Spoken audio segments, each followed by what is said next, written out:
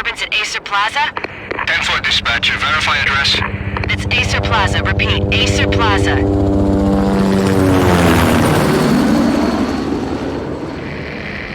Shots fired on the rooftop. An assault in progress at Acer Plaza. Repeat, an assault in progress.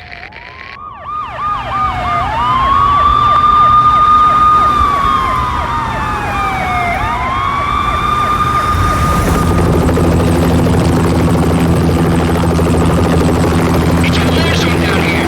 1085 dispatcher. Need additional units. Additional units now. Officer in danger. Officer in danger. 10-5, please repeat. 10-5, all units, emergency. Officer in danger, Acer Plaza. Repeat, Acer Plaza, all units.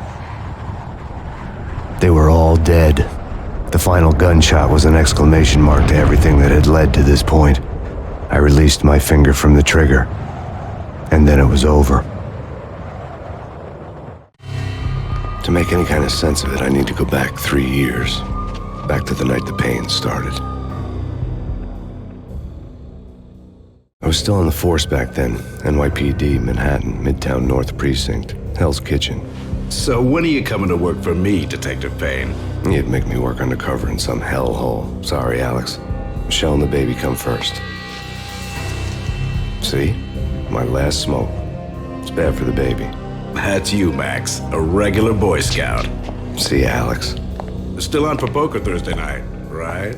Like taking candy from a baby.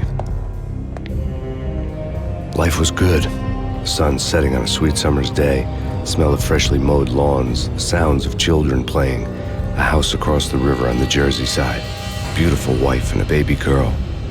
The American dream come true. Honey, I'm home. But dreams have a nasty habit of going bad when you're not looking. The sun went down with practiced bravado. Twilight crawled across the sky, laden with foreboding.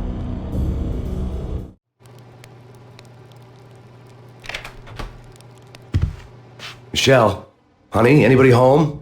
I didn't like the way the show started. They'd give me the best seat in the house, front row center. What the hell? Something ugly had been tattooed on the wall, a map of things to come. It was a poisoned syringe, a magic tag full of diabolical meanings.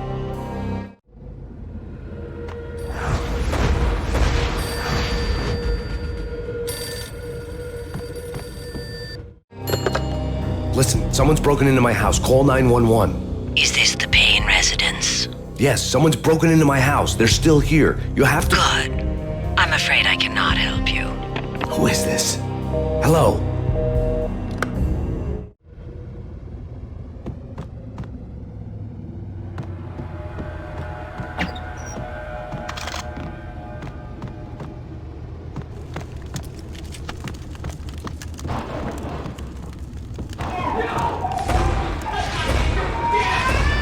Michelle!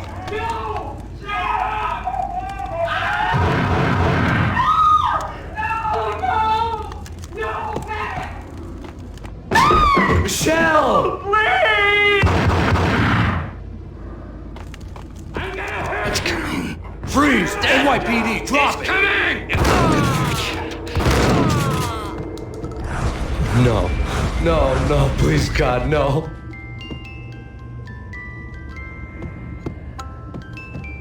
The flesh of fallen angels!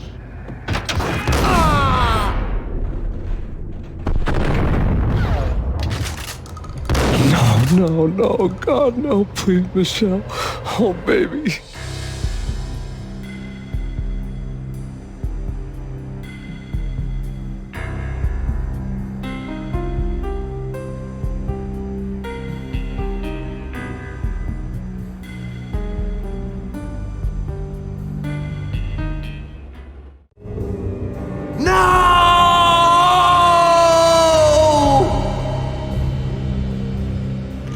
That was 3 years ago. Everything ripped apart in a New York minute. The killer junkies had been high on a previously unknown designer drug, Valkyr, V. After the funeral, I told Alex I'd be transferring to the DEA. It took us 3 long years to get a break in the Valkyr case. Then, finally, 2 months ago, a dime dropper tipped us off that Jack Lupino, a mob boss in the Punchinello crime family, was trafficking. I went undercover, infiltrated the worst mafia family in New York. I came in from the cold and the dark. Outside the city was a cruel monster. I've been slowly working my way from the small time to the big fish, trying to get to the source of the drug. Alex and BB were my only contacts in the DEA, the only ones in this decrepit city who knew I was down here. BB here. Something urgent has come up with Jack Lupino. You need to meet with Alex immediately at the Roscoe Street station. I hadn't had a face-to-face with Alex since I'd gone undercover. Outside, the mercury was falling fast. It was colder than the devil's heart, raining ice pitchforks as if the heavens were ready to fall. Everyone was running for shelter like there was no tomorrow. It didn't get any better when I got to the subway. The feeling hit me like a point-blank shot straight in the face. Something was not right about this. My Beretta stirred nervously under my coat, but the train doors had already shut behind me, and I was in for the ride. Next stop, Roscoe Street Station, and Alex.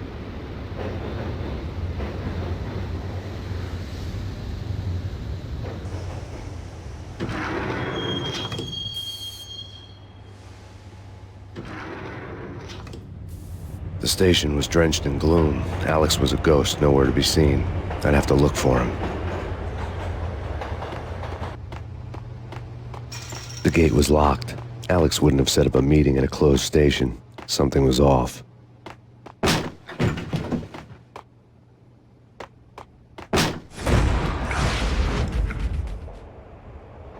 Death was in the air at Roscoe Street. I'd have to find Alex fast.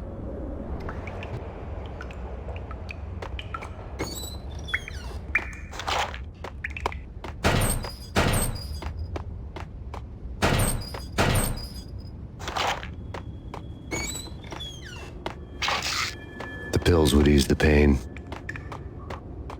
Wasn't Jake supposed to take care of this? He and Mickey are having too much fun taking care of the cop up there. What's the plan? Simple. Gun down every mother-loving bastard that gets off the train. Sweet. Didn't the train go already? No idea. Let's just wait and see. Hold it!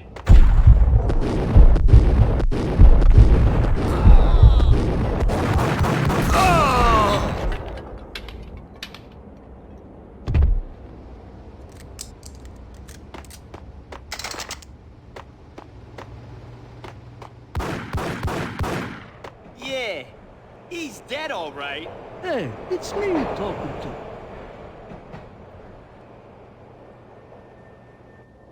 Hold it!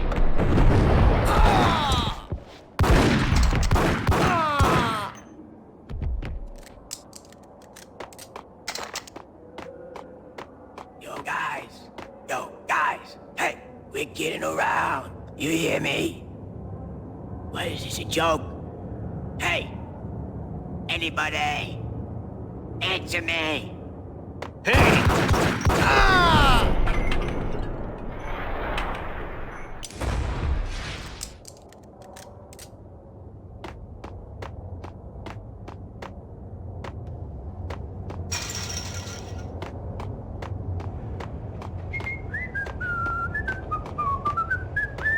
Hold it!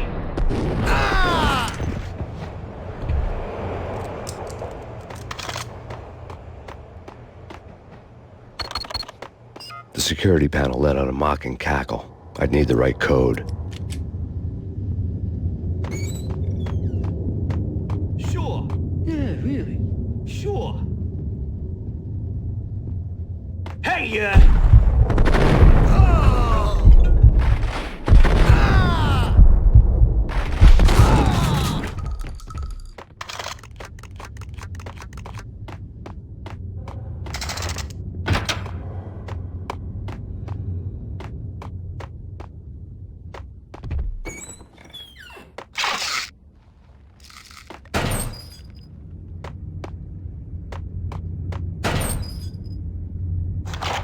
While looking for Alex, I had ended up in the middle of a big-time crime operation. hitting Roscoe Bank ain't exactly keeping low profile. The riskiest heist ever, huh? But hell, the payoff makes it worth it. Hold it!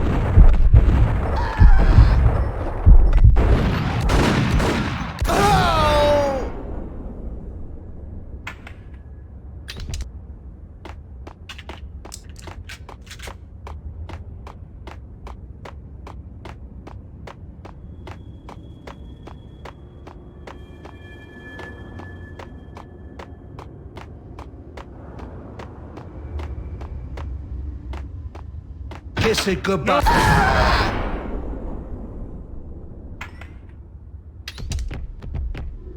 You saved me, man. What's going on here? A massacre. These armed thugs just appeared from nowhere. We need to get help. I can make the call from the control room 1 floor up. Can you take me there? Sure, sounds good. Follow me.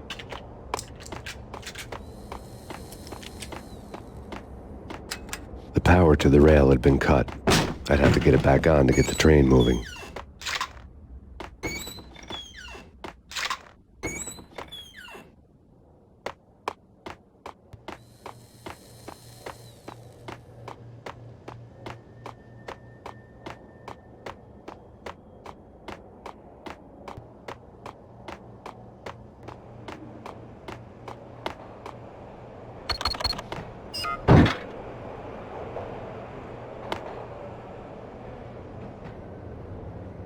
Home free. This way.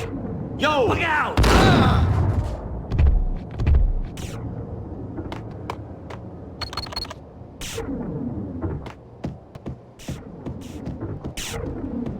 Got him down!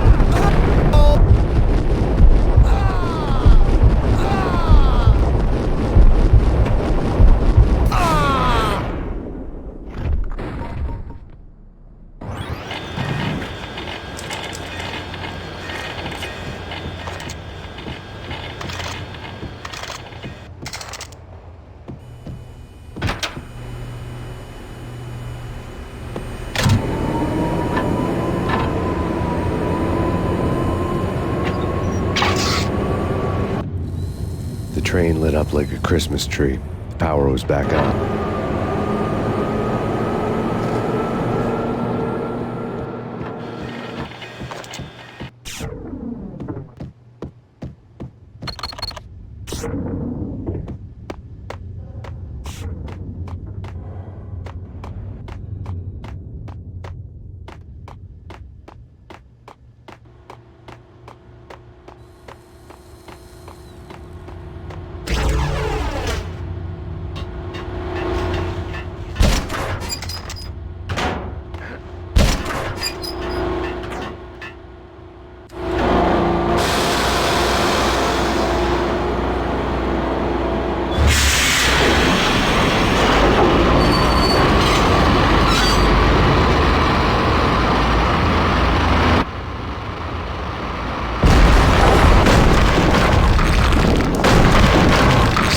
Being subtle.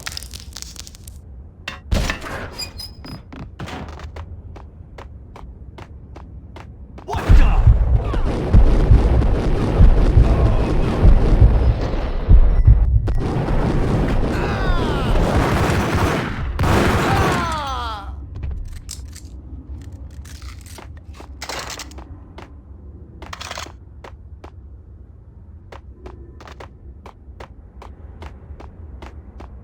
The rusty door led to an abandoned part of the station, closed off since the early 40s.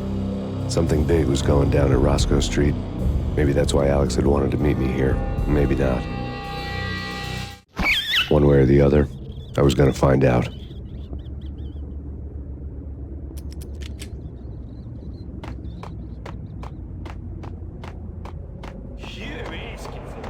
Take it easy.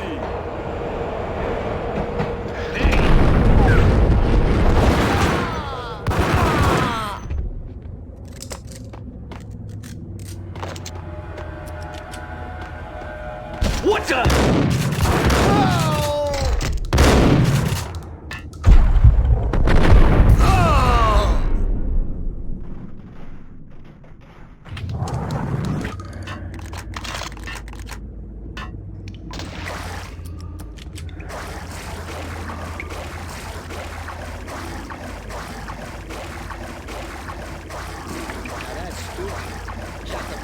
Yeah, spooky.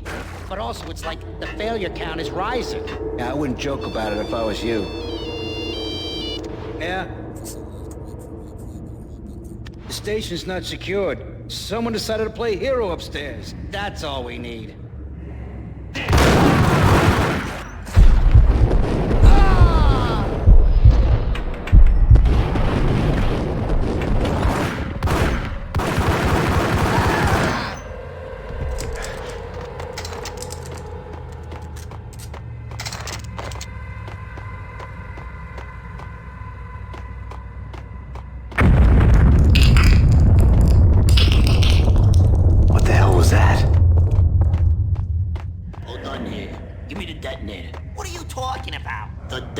detonator. I thought you'd bring it. You were supposed to bring it. Yeah, right.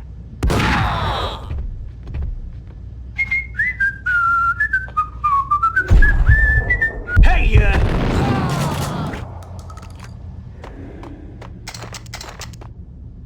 The door had been welded shut ages ago and the bomb was missing a detonator. Hey,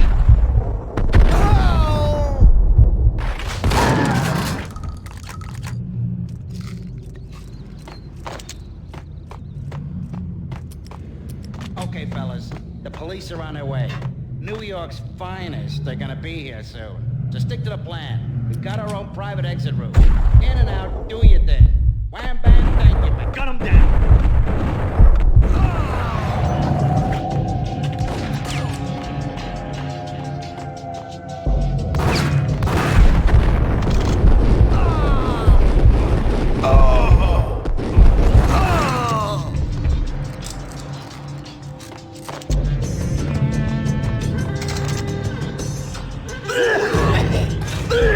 What the?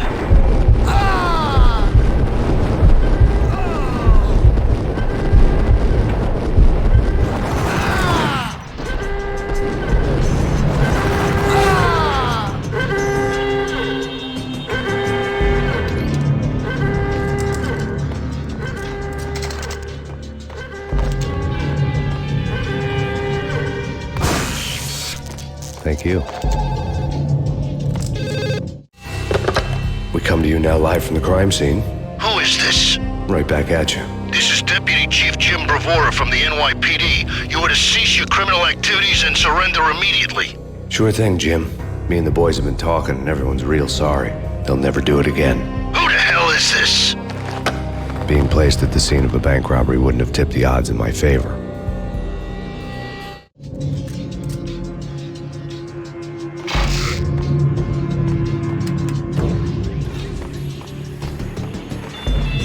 The bank robbers score lay on the table. The bank robbers have been after Acer Corporation bonds. The Acer success story had recently been on every channel and on the cover of every magazine.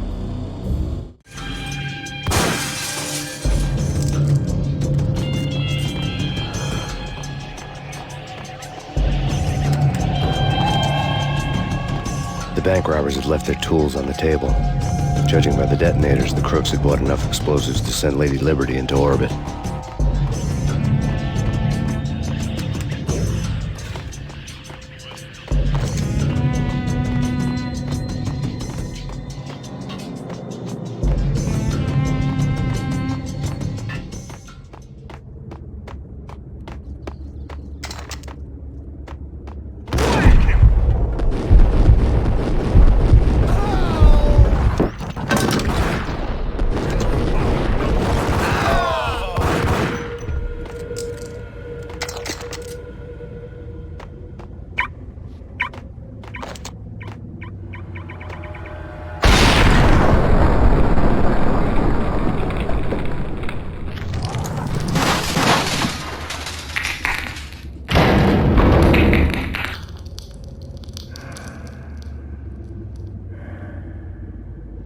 Hold it!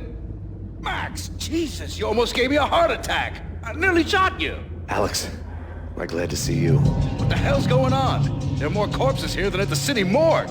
It's an armed robbery, a tunnel job straight to the Roscoe bank vault through the old station wall. Is this why? This is Lupino's gig? This is Lupino's doing? Lupino's men? Really? You sure know how to take a place? Can you get through? No, it's locked. We gotta get out of here. If it's Lupino, it's... Alex? Alex!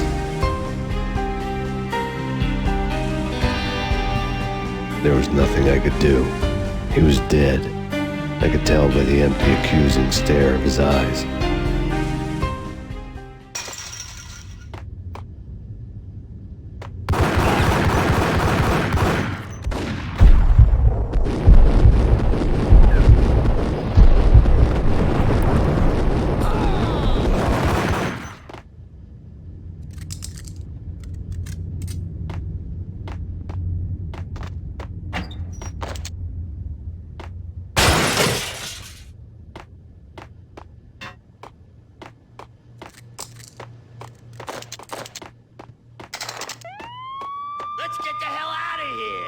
be fine. Just take it easy. I'm allergic to sirens. We gotta get moving. Shut up, okay?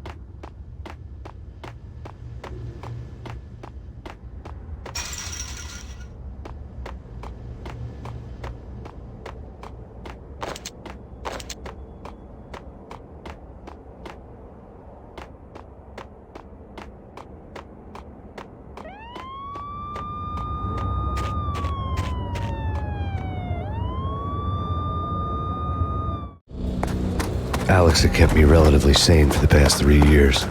Now I didn't know how I felt. Somehow he had stumbled upon something big and ended up stepping on Jack Lupino's toes. Lupino ran his racket of sex, drugs, and contract killings from a sleazy hotel in a slum block of tenements. The NYPD was closing in. I could hear the sirens. Their wail was a crescendo. Lupino thought he could get us by taking Alex out and leaving me to take the fall for it. All he had gotten was my attention. I went for the hotel first. It was a sad old thing with flickering lamps and faded colors, cheap mobster punks and tired-eyed prostitutes. I walked straight in, playing It Bogart, like I'd done 100 times before. The place was run by a couple of murdering mobsters with shark smiles. The Finito brothers. Ladies and gentlemen, it's the pain in the butt. Pain to the max. You're killing me. Did you make that up yourselves, or you get some wino downstairs to come up with it? Don't answer that. A rhetorical question. I got something for the boss. Lupino around? That kind of depends on who's asking. A friend or a junk squad plan. Don't answer. It's one of them, how do you put it, rhetorical questions. Lupino ain't here, but he said bye. Lupino wasn't in his cheap hotel. Instead, I ran into the Finito brothers. My cover had been blown. The door slammed shut behind me. And then I was dodging bullets like raindrops. Pain in the butt. Ha ha! Pain to the max. Junk squad pig. Gotta take it to Marble City for it. Eat first and lying down. Bring it out.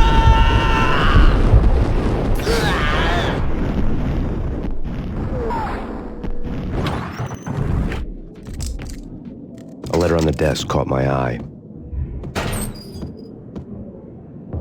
Bosses! Everything all right? Bosses! Joey, Virgilio, you all right in there? They're not answering. Call the others. Tell them to come quick. Okay, but we can't wait for them. We gotta go in now. Bosses, we're coming in. It's Payne!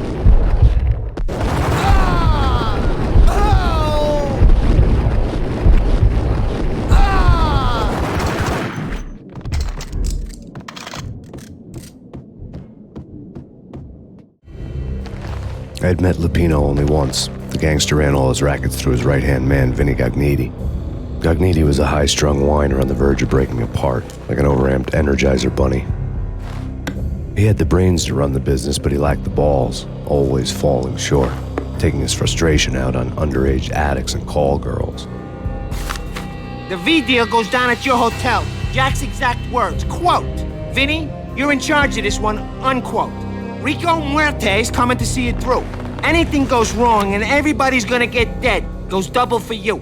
Treat this guy real good. Anything he wants, you give him. Don't screw this up or you're finito, finitos. A V deal meant added security, locked doors, and lots of nervous thugs with itchy trigger fingers. I'd seen nothing coming in, but that didn't mean it hadn't been there. Rico Muerte was a regular Kaiser Soze, a spook story told to keep the apes in line. 313. The Finitos had scribbled Muerte's room number on the note's margin.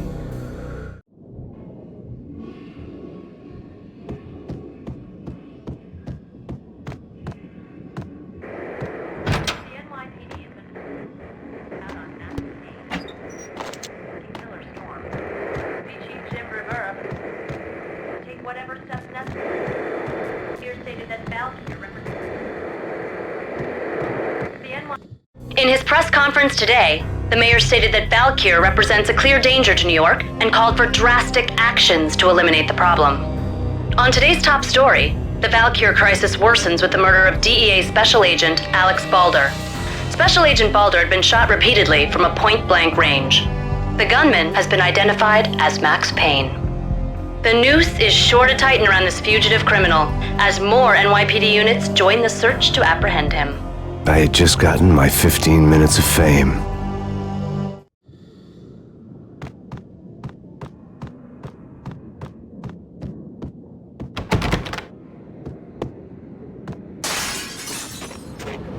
Yeah, something's wrong with the bosses. Payne's there and they're not answering. Let's go already. Payne's gonna pay in spades.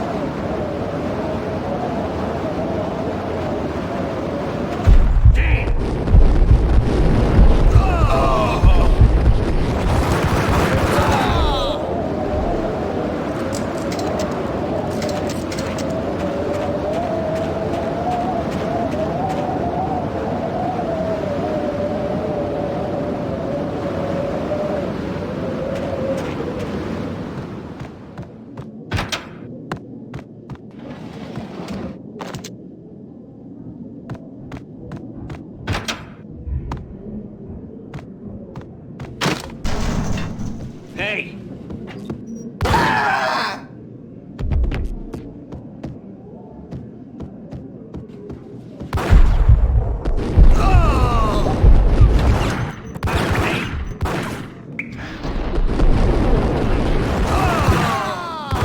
Previously on Lords and Ladies. Lady Amelia, Marquis Valentine asks for an audience. Thank you, Lawrence. My lady. My lord?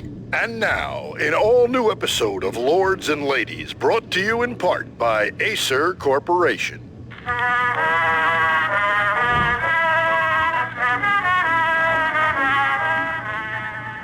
My lady. My lord? My lady, there is a matter of great importance I must bring to your attention. My lord, there is? Indeed, my lady, there is indeed.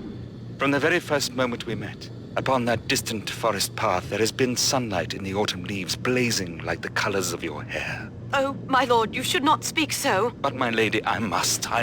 My lord, no! I forbid you. This cannot be. This must not be. But why, my love, why? My lord, it is too dreadful. Do not force me to speak the words. My lady, I beg of you, I must know. I would rather die than not know. Yes, my lord, we should both be dead, for this shame is too great for the living.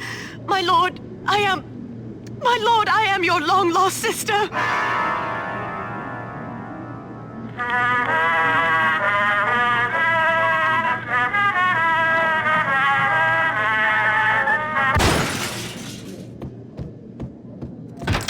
Oh, Lady Amelia. So tragic. Will they ever get together?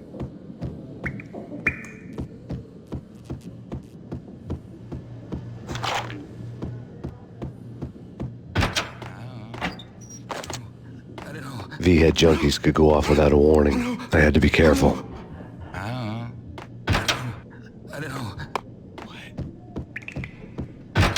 It's Payne!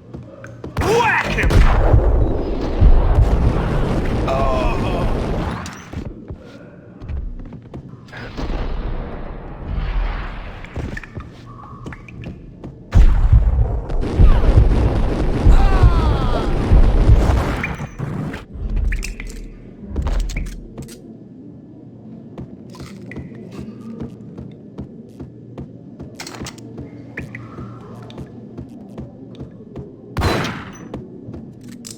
Piece of crap!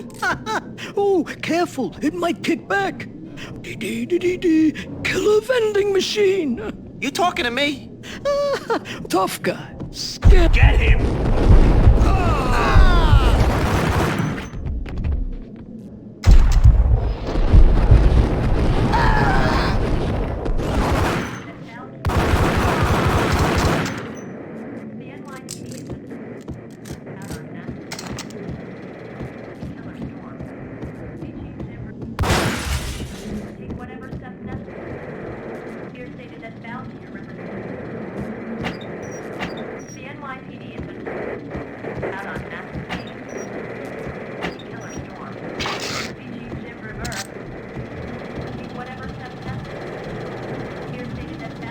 This party had been dead for a while. I couldn't say I was sorry I'd missed the show. Tonight, the city's fight against the nightmare drug Valkyr took a turn for the worse, as DEA Special Agent Alex Balder was found brutally slain at the Roscoe Street subway station. A suspect was seen leaving the site only moments after the shots had been fired, and the NYPD is currently in pursuit of Max Payne, a repeated felon believed to be armed and extremely dangerous. And now the weather. The worst winter storm in recorded history continues to pound the city. Killer storm.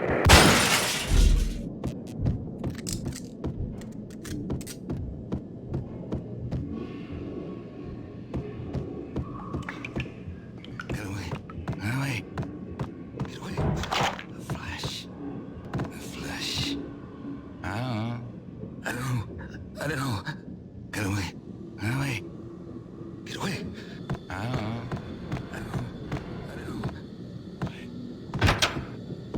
There!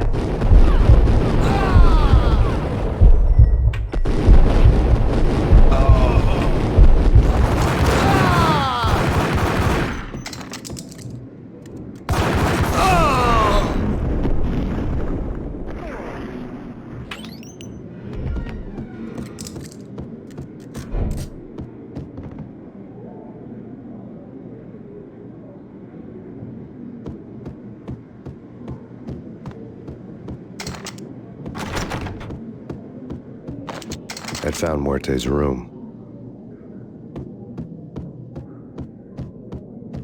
You're gonna die. You're gonna die. You're gonna die. Hold it!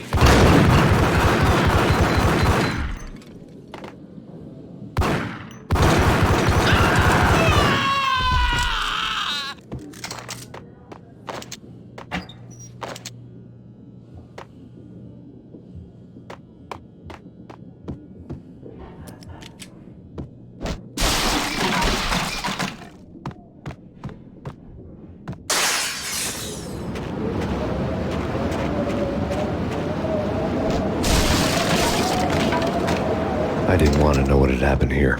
It was not a pretty sight.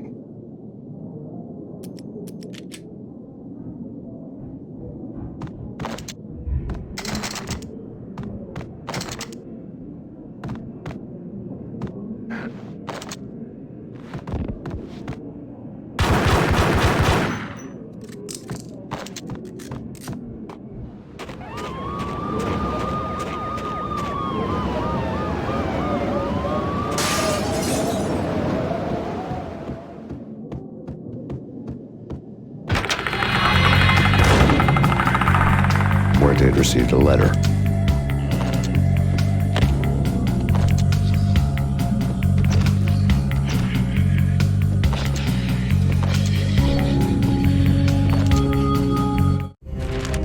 Our investigation had turned up nothing to link Angelo Punchinello, the head of the Punchinello family, to Valkyr.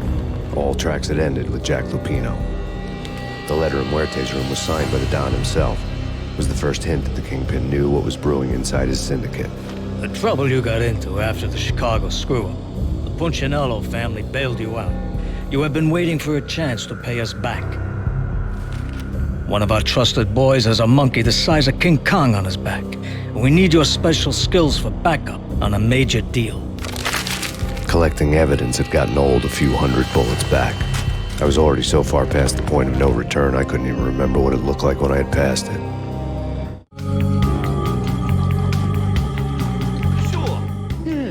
Whack the sucker!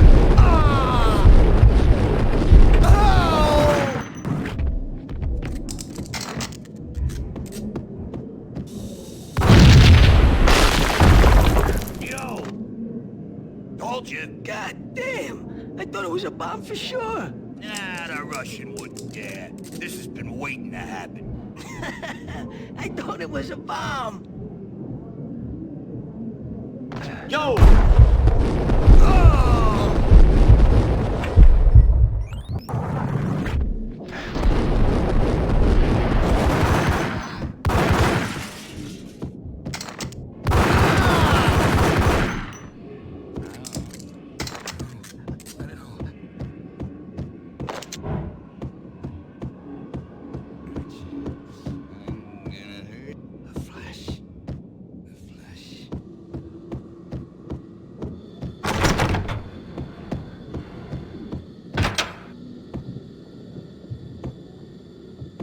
A hooker had left her diary on the table.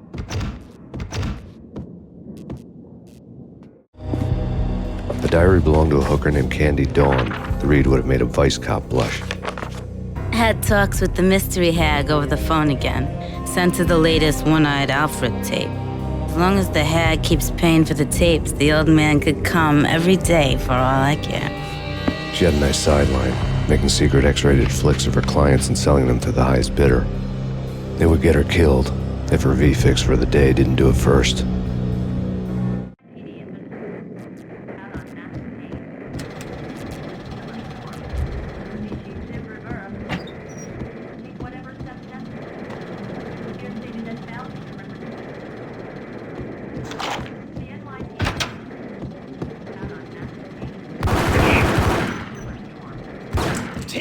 Go get him!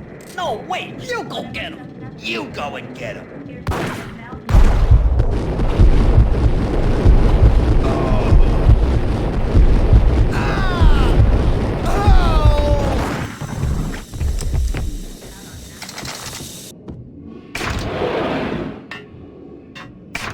The old service elevator rumbled down to the bowels of Jack Lupino's hotel.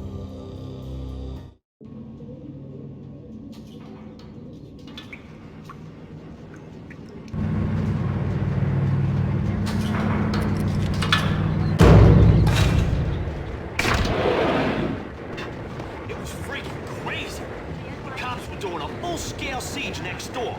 More traffic than rush hour. I mean, bleeding bastards running back and forth, Ronnie and Jimbo to throw. And in the middle of all this, there we were. Whack!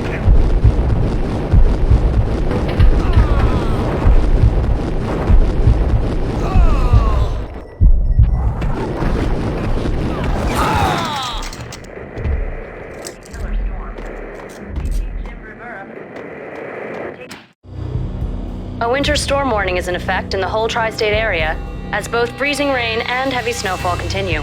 Many roadways are already closed, and people are advised to stay indoors. The severe blizzard has ravaged New York for 3 days now, with no end in sight. We'd been snowed from the start in the Valkyr case. The forecast said there was plenty more where that had come from. But the snowbound city was on my side. Less chance of innocent bystanders getting caught in the crossfire.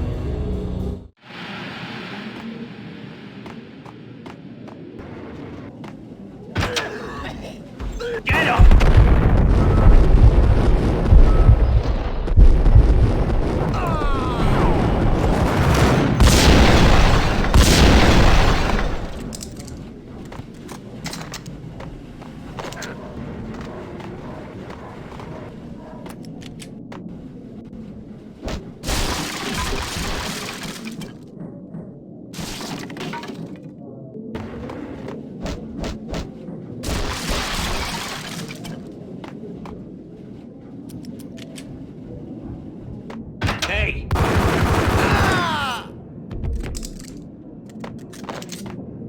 Exhibit number 1, a newspaper. A dead man tied to a chair lay on the boiler room floor. Captain Baseball Bat Boy has an unbeatable track record in superhero death matches. But a 6-pack of root beer gets me every time. The murder weapon was a baseball bat, now lying in a pool of drying blood next to a newspaper folded open on a Captain Baseball Bat Boy comic strip.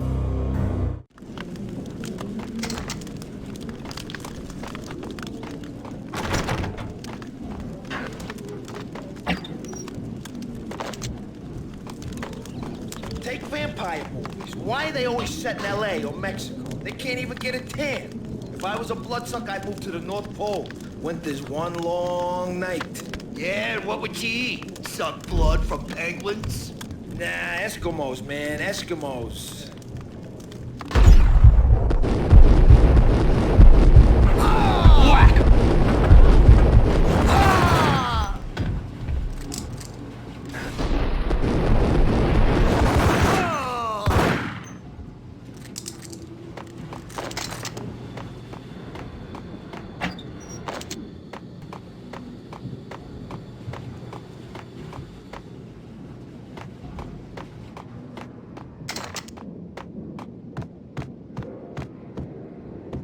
Chill with the guns. Trust me, you don't want to piss Muerte off. Gentlemen, let's do business. Green for green. Cheers at green-eyed angels. Amen. Got him down!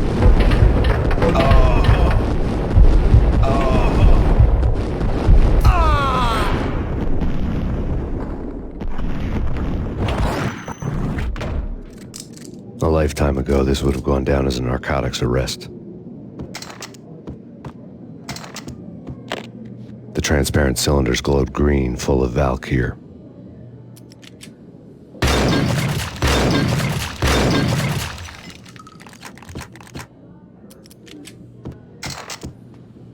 It was dirty money.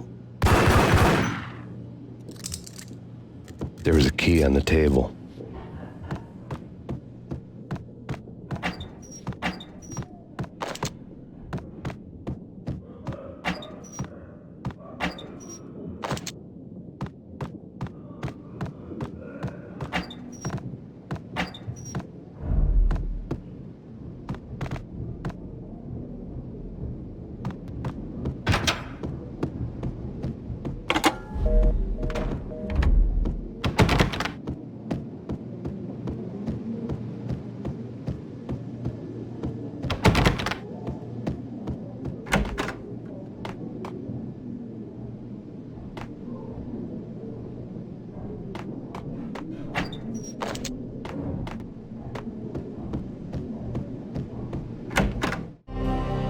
Two mad dog killers, ready to murder each other.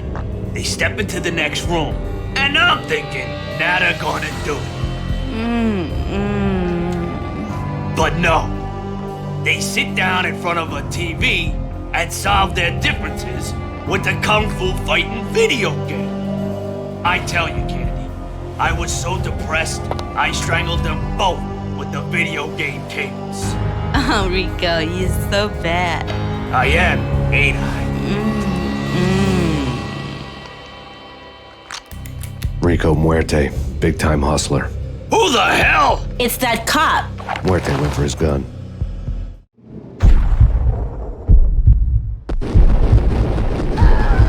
Do something.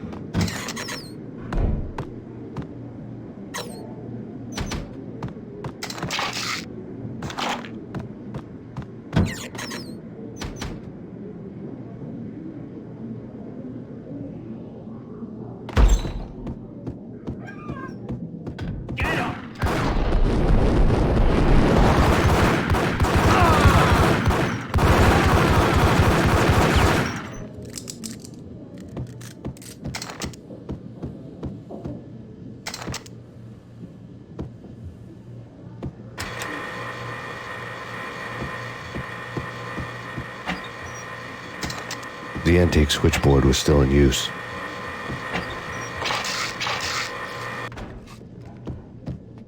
There was an old telephone switchboard in the back room of the reception area, kind that made phone tapping child's play. It wasn't hard to picture a fat pimp sweating with headphones on, listening to his hookers talk dirty and fake orgasms over a web of party lines, the blood veins of New York. Right now, there was a different set of moans and groans going on. Boss, Cornelia, this Max Payne. He came, started capping us. He killed him. Are you freaking kidding me? He's just one lousy cop. You better be freaking kidding me. Whack him. What's the freaking problem? Hello? Answer me. Hello? The word was out. A deadly virus released into the city's corrupt circulatory system. Something wicked this way comes. Max Payne at large.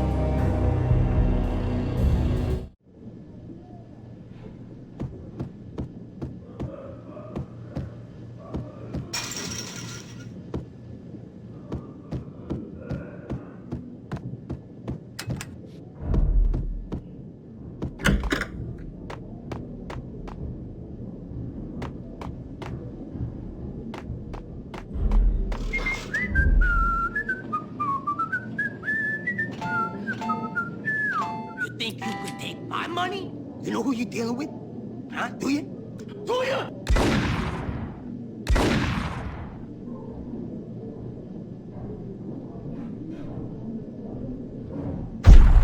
Hold it!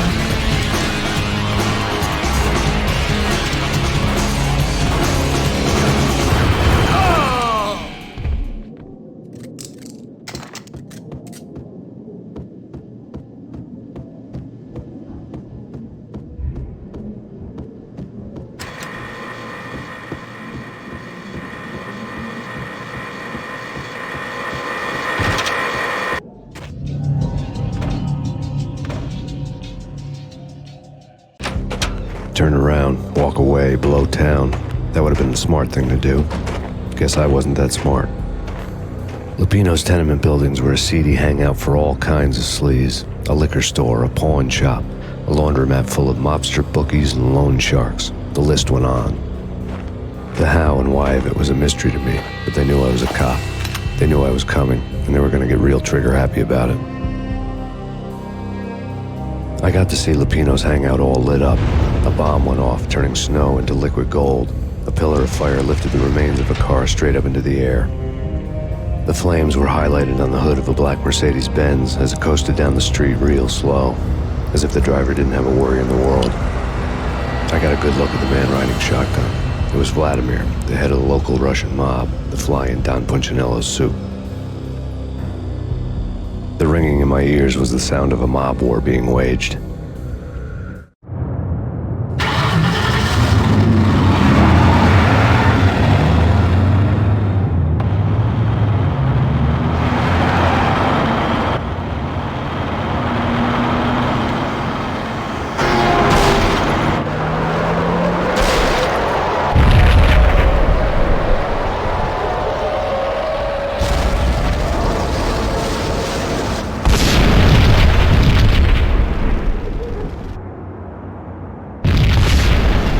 Exploded inside the closest slum building. It was a lucky break. The goons inside were spooked, but luck always came with a price tag. More bombs could still be ticking inside, and the cops would already be on their way. Jack Lupino's suite was on the top floor. At least it used to be, before the explosive makeover.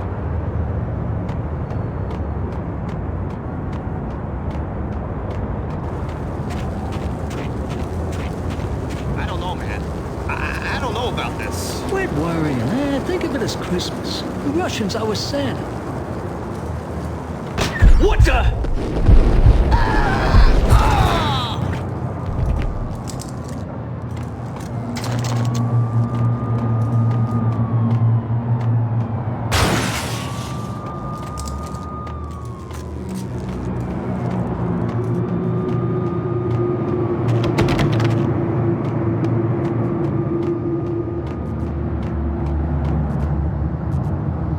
The headlines were a depressing read.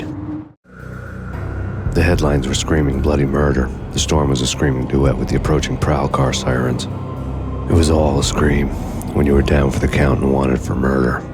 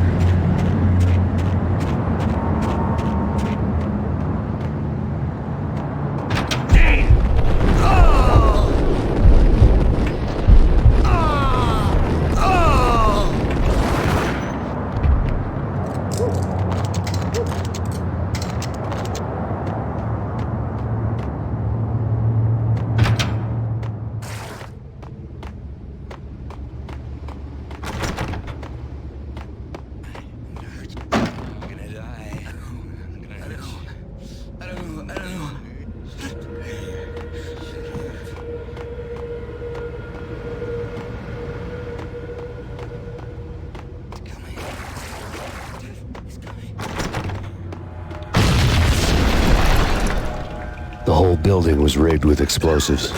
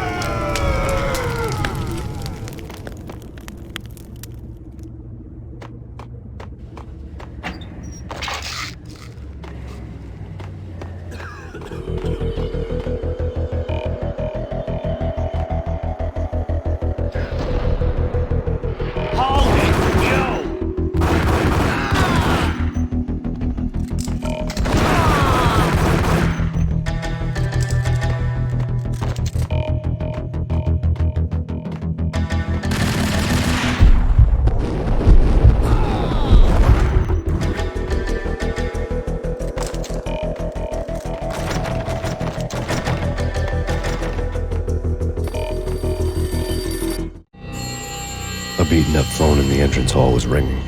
It could have been just a junkie in need of a fix, but it turned out to be something more sinister than that.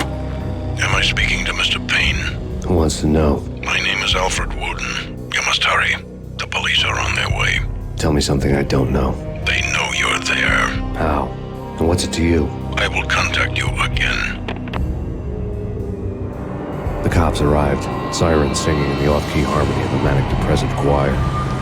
I had a few minutes while the SWAT team would go through their usual routine.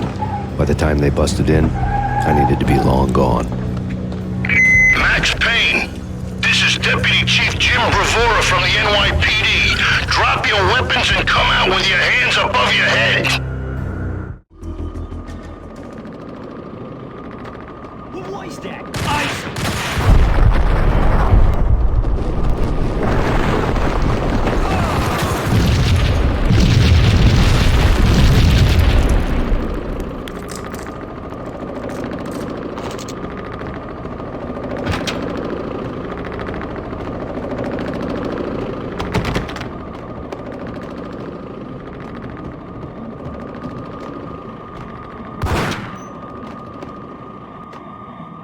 Someone had left a letter on the counter. Suddenly it all made sense. The bombs, the Russian mob boss making an appearance in person. Gagnidi was his usual self, all talk and no walk. After our hit, the Russian has only a couple of guns left, and they can be bought. There's no freaking way he has the guts to try anything after that. As it turned out, the Russian had plenty of guts. One thing you could count on, you push a man too far, and sooner or later he'd start pushing back. Hold it right there! There's a key on the shelf. Final warning. Surrender or we'll be forced to take action. Don't make us come and get you.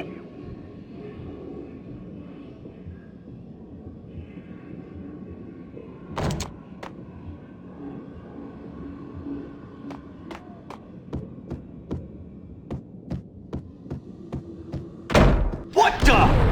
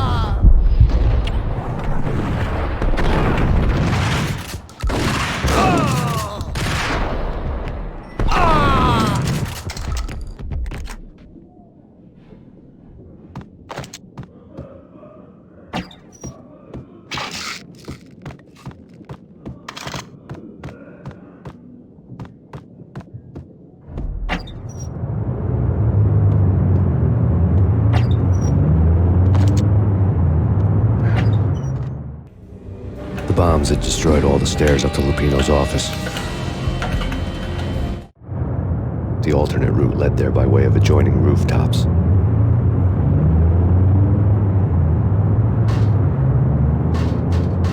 It's never been this cold. Never ever. It's like the sky's falling. Yes, sir. It's the end of the world as we know it. And I don't feel fine. I don't feel anything. Not a thing. I'm freezing my butt off.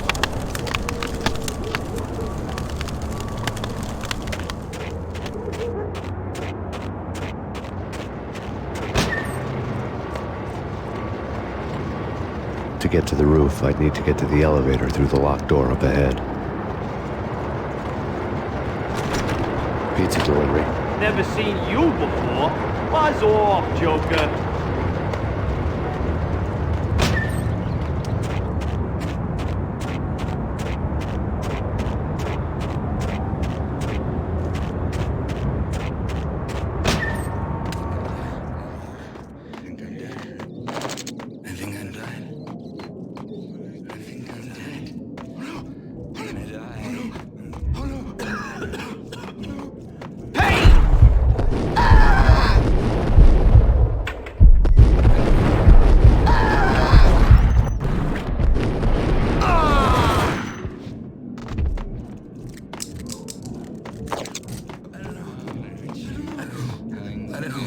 Hey, yeah.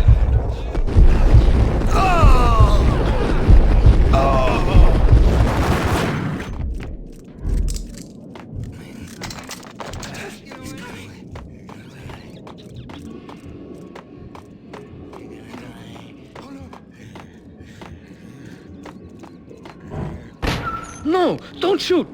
You know the clowns at the laundry? Me? No. You're no good to me then. What? No, the laundry, yeah. I know him, yeah. Get me in there. Okay.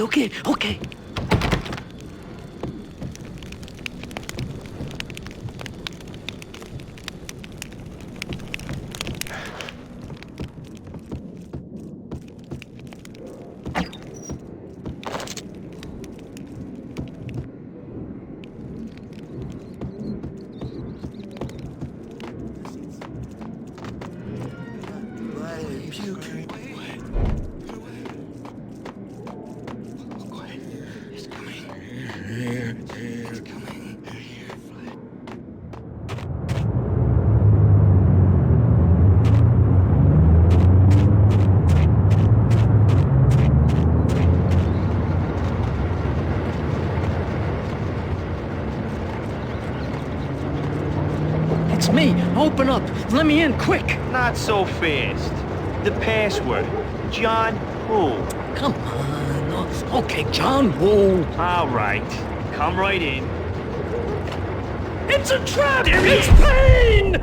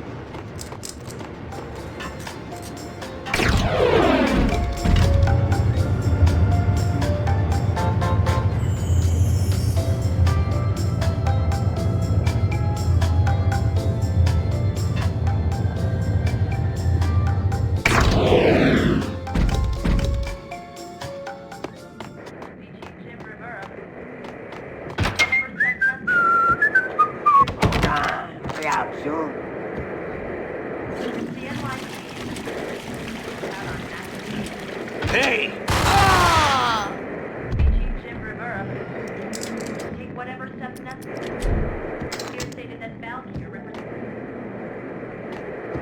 the NYPD has been out on an active killer storm. New York City is in crisis tonight, with reports of Valkyr-related gang war in the streets of the Bronx. Apparently, Max Payne, wanted for questioning in connection with the slaying of a DEA special agent earlier tonight, is waging a one-man war against his former partners in crime. Among the listed casualties so far are notorious mafia members Joey and Virgilio Finito, as well as Rico Muerte, himself a fugitive from the law, and a suspect for several murders in the Chicago area. The NYPD has been placed on full alert.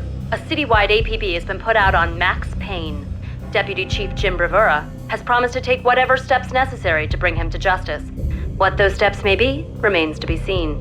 For NYCNN TV News, this is Kira Silver.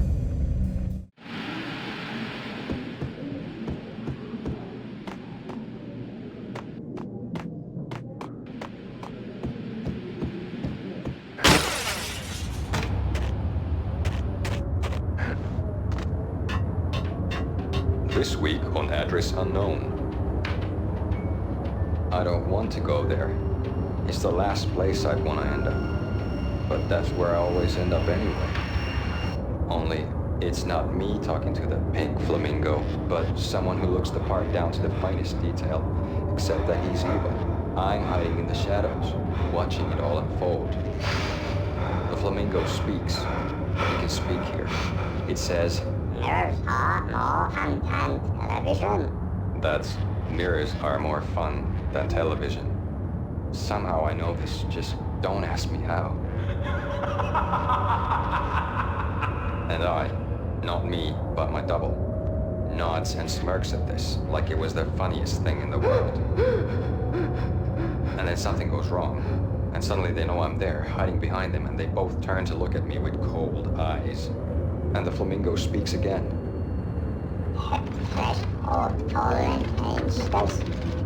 I have no idea what that means.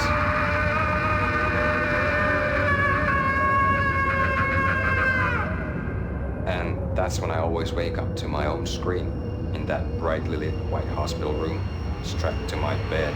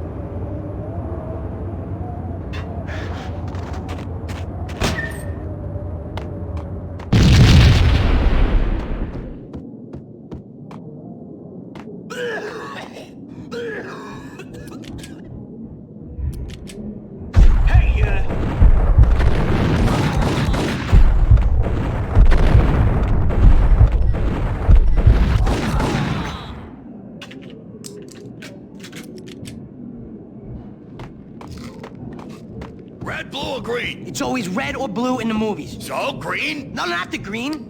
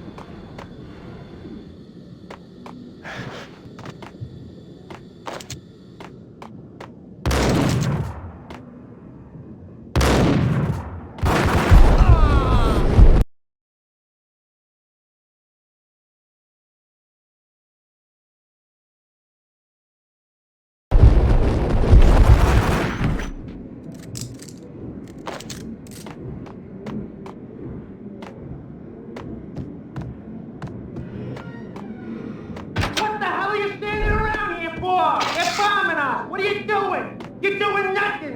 What are you doing? This is war, freaking war.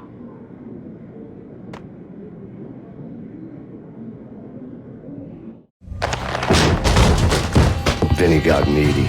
Just the man I've been killing to see. Payne? Freaking fed. I knew from day one there was something screwy about you.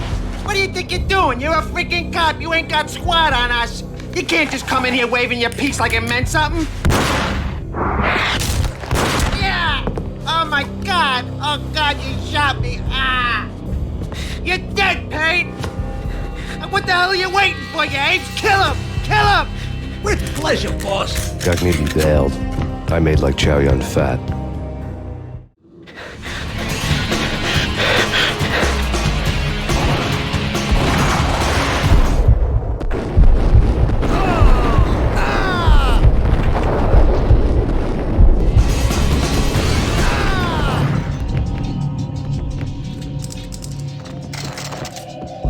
Letter. The letter was addressed to Don Punchinello, but Vinny had never had the nerve to finish it. Jack's gone voodoo. Just the other night, he shot Dino because he wanted to see what his brains looked like splattered on the wall. He's a freaking mad dog. We're running out of men and business fast. Gagniti had been living in mortal fear of his boss. Jack Lupino was a psycho. On Gagniti's desk. Vinny Gagniti was running scared. He could run, but with a bullet in his stomach like a broken bottle of Tabasco, he was quickly running out of time. He knew where his boss was, and I wanted to square things up with Jack Lupino. Gagniti would be moving fast.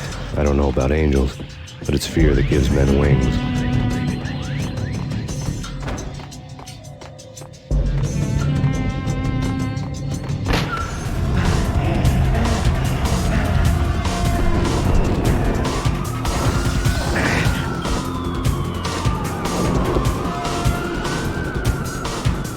Gagniti hitched a ride. To catch him, I'd have to follow his lead.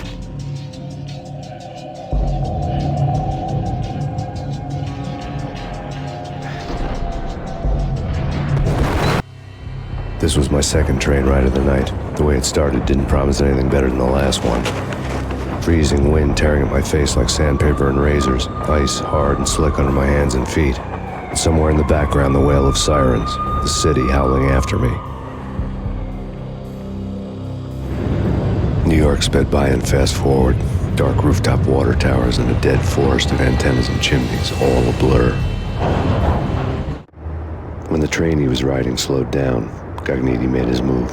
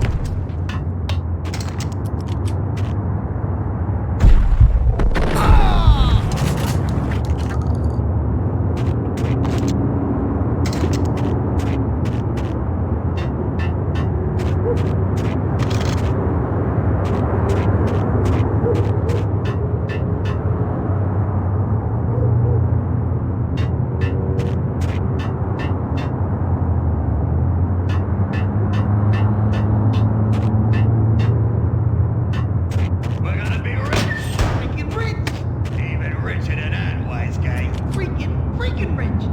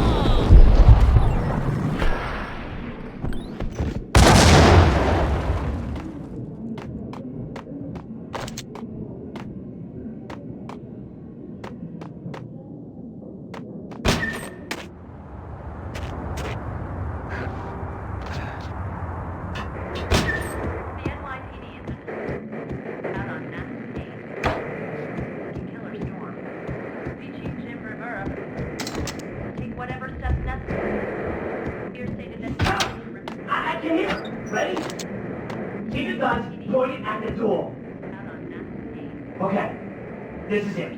Any moment now, Payne's gonna bust through that door with murder in his eye. It's either him or us.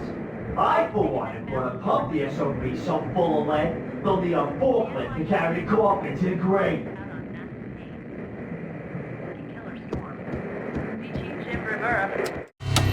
Max Payne has nowhere left to go. We are very close to capturing him. You'll get a full statement then. Right now, I've got better things to do, ma'am. That was Deputy Chief Jim Rivera from the NYPD with no further comment at this time. Apart from his suspicious food habits, I figured Bravura to be one of the good guys. Fate had just dropped us on different sides in this. But when it came to capturing me, he was way out of his league. I had already ditched the cops a couple of rooftops back. For now.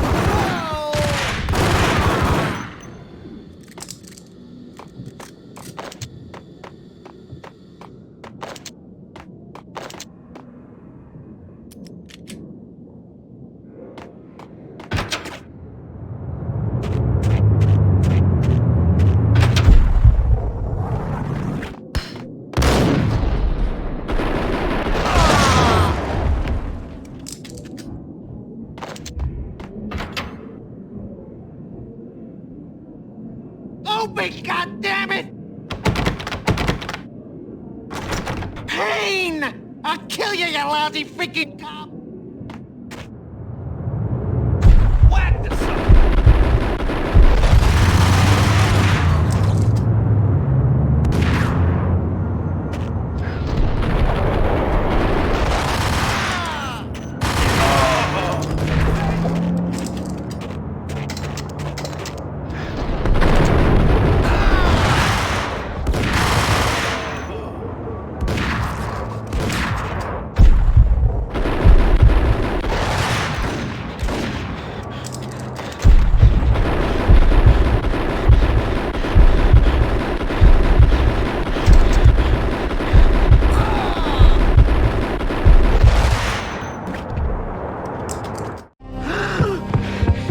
Gagniti ran out of steam in a dead-end alley with steam boiling out of the sewer grates like all the fires of hell were burning high beneath us.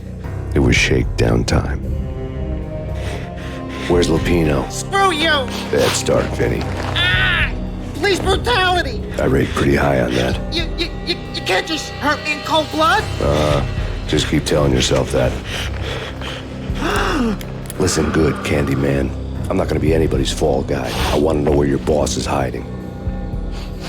There was no glory in this. I hadn't asked for this crap. Trouble had come to me in big dark swarms. The good and the just were like gold dust in the city. I had no illusions. I was not one of them. I was no hero. Just me and the gun and the crook. My options had decreased to a singular course. I'll tell you, just don't hurt me no more.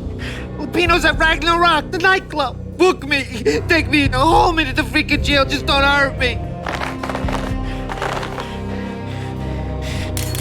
Your rights will be ready at your funeral. Ragna Rock was Lupino's private nightclub, a den of drugs built into an old theater. I knew what waited inside. V-head junkies ready to explode in random acts of senseless violence, and Lupino's goon squad, the worst stone-cold killers this side of hell. Ragna Rock was as inviting as a headache, flickering and flashing to a machine gun beat. The belly of the nightclub was a gothic theme park that began with bondage games and led to the nasty stuff from there. As subtle with its dark message as a cop-killer bullet through the heart. Like father, like son, just like Jack Lupino.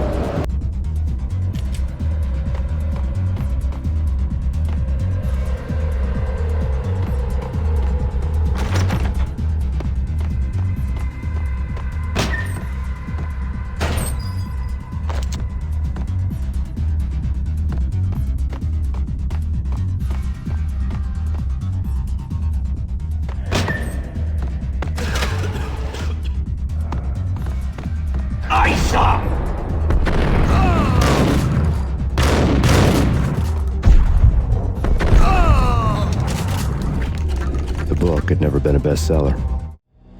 Given the setting, I was surprised to find that somebody had been passing time reading. The paperback was entitled The Age of Murder and Storm. The blurb on the back mentioned Norse mythos and Ragnarok, the end of a Viking world with a terrible winter that covered the earth in ice, when vile crimes were rampant and all humanity lost.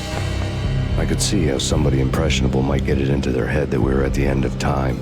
I was also beginning to see what the nightclub and its owner were all about.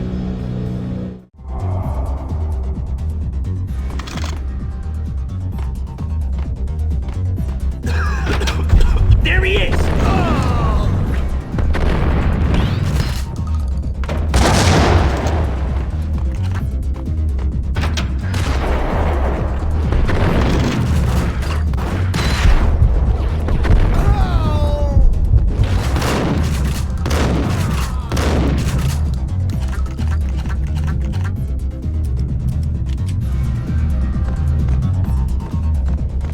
Yo!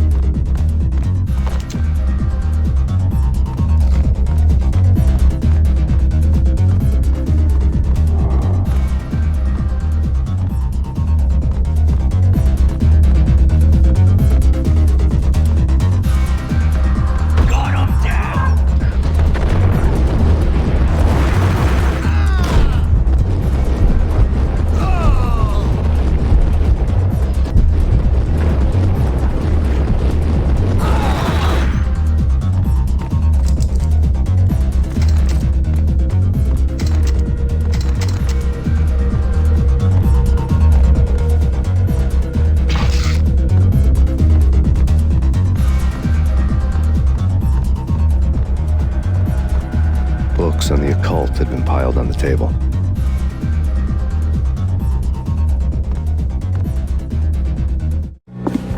The room was stacked with light reading, such as Necronomicon, Witchcraft, and Paradise Lost. Old exotic titles like Malleus Maleficarum and De Umbrarum Reini Novum Portus. Books with pentagrams on their covers, all dealing with the occult and the infernal, lying between stacks of horror videos and a couple of Ouija boards. The only thing I could take seriously was the thought of Lupino taking it seriously. He had been spending a lot of time getting intimate with the guy downstairs.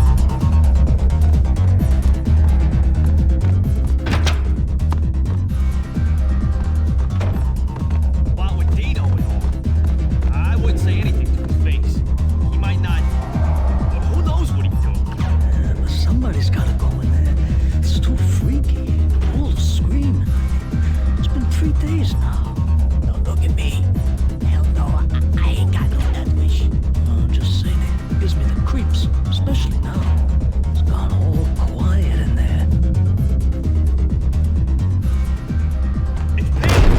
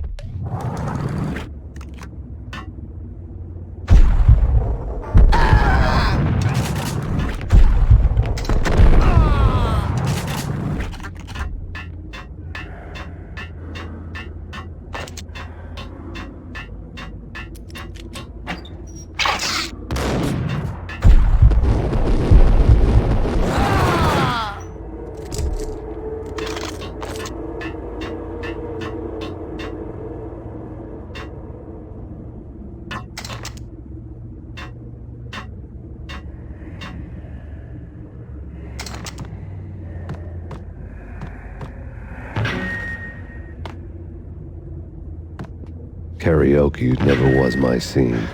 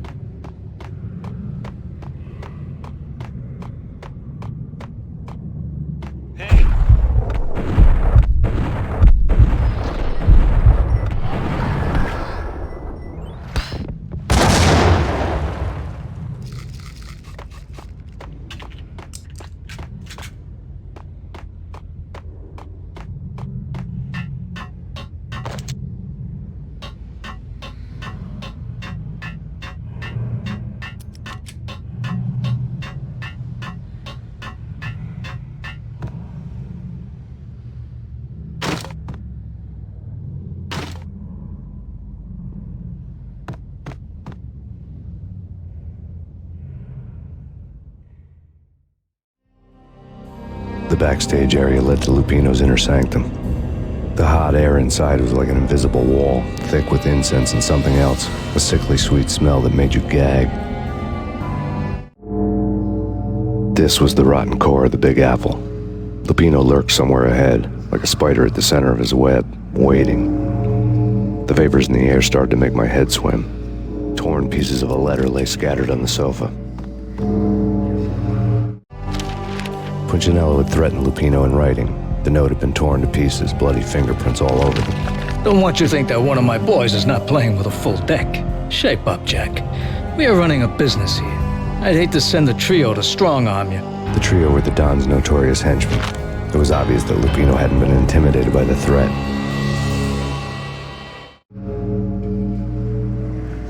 Lupino's notes covered the table.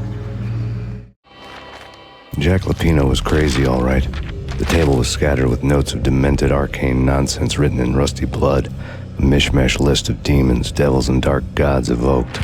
Beelzebub, Asmodeus, Baphomet, Lucifer, Loki, Cthulhu, Lilith, Hela, blood given to you all. He was after that old Faustian deal, your soul for power and fortune. Just sign on the dotted line with your blood.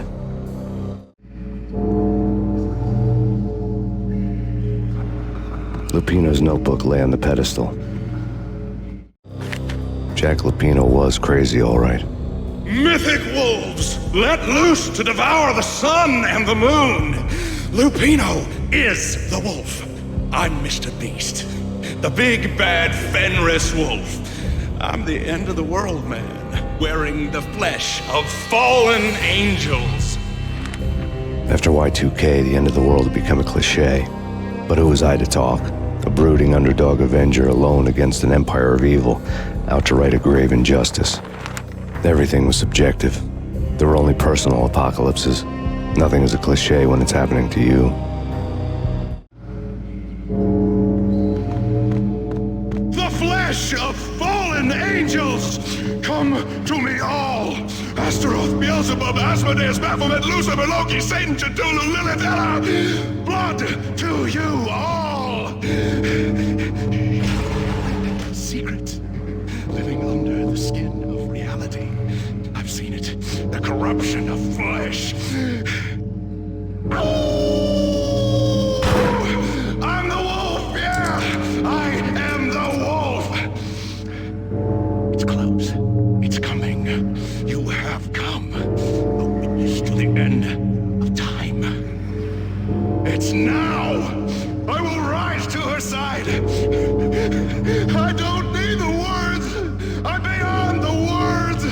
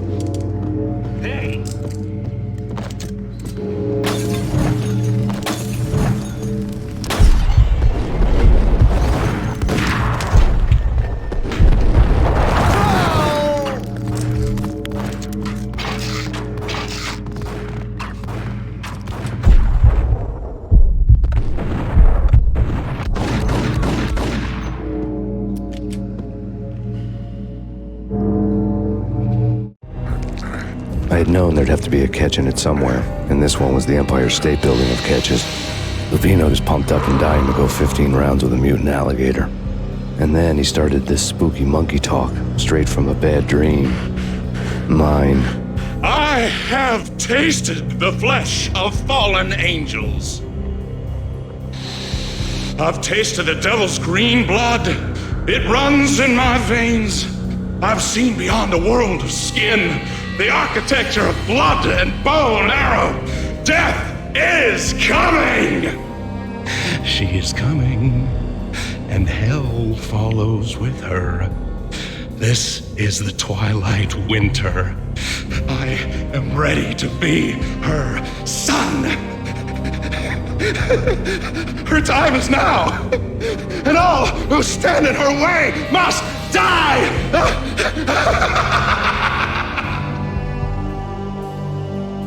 Die! You'll die! You'll die! Now! All die!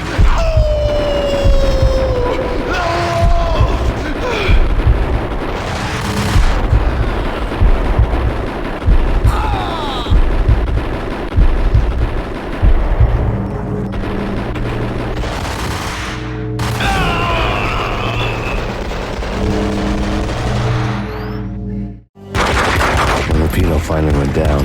I wanted to make real sure he'd stay that way. V was a bad monster. Turned them into friggin' zombie demons from outer space. I think he's dead already. Huh? And that's when it happened. But dead or not, you've got the wrong guy. In stepped this knockout femme fatale, holding a gun to my face.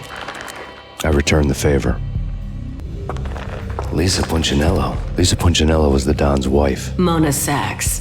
Lisa's evil twin. Your safety's off, evil twin. You might hurt someone with that gun of yours. Lisa's the damsel in distress. I'm the professional. I'd blow you away without batting an eye. Sure, and you can check out my credentials splattered all over this joint. Jack couldn't have framed you. Not the state he was in. We're after the same slime bag. Angelo Punchinello's the one who murdered your friend and framed you with it. You know this for a fact. I've got my sources. I don't have a clue these days. I just shoot them as they come. Who put a contract on the Archfiend? This one's mine. I hate the guts of that sadistic wife-beater. Why not pool our bullets for this one? I thought you'd never ask. My finger was starting to twitch. How do you like your whiskey?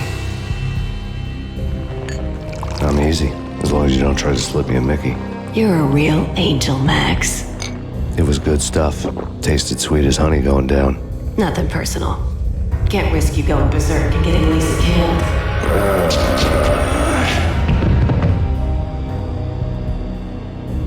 The nightmare was always the same. Violent shapes moving in darkness, old and ugly. The killer's mad laughter was a riddle filled with wicked innuendo.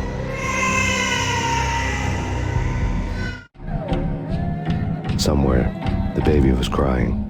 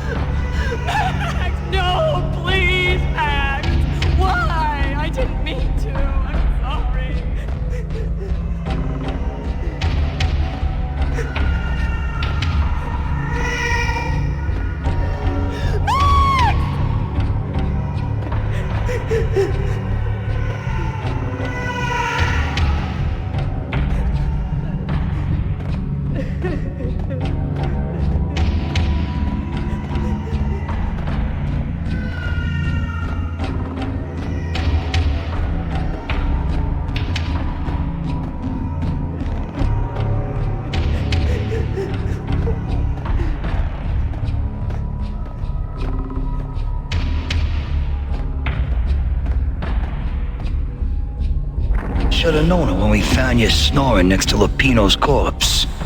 A comedian, huh?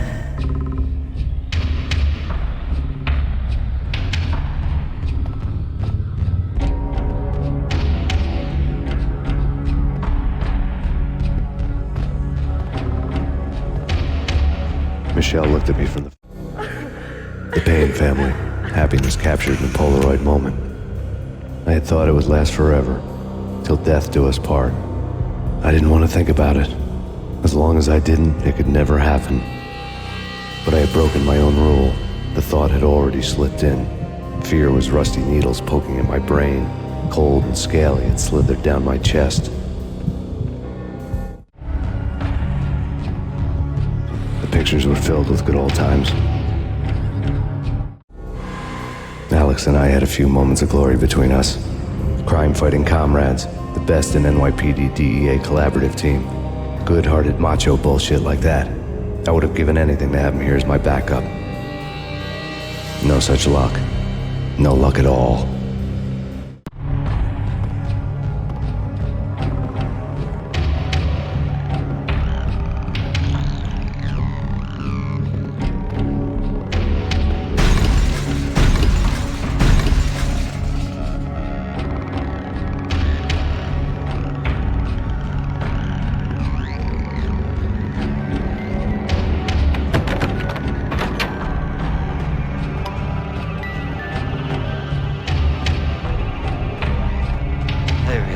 Watch cartoons.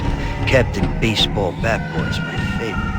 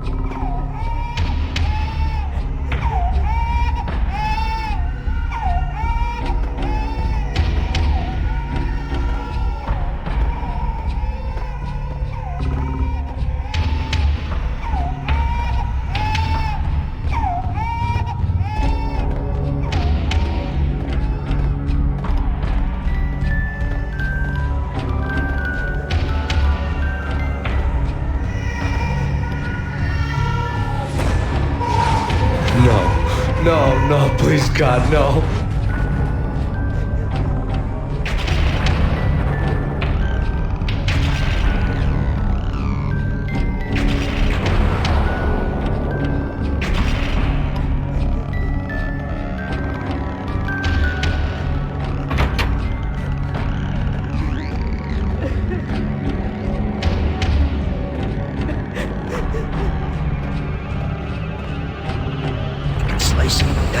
Shoot them full of holes, blow them to bits, vaporize them, disintegrate them.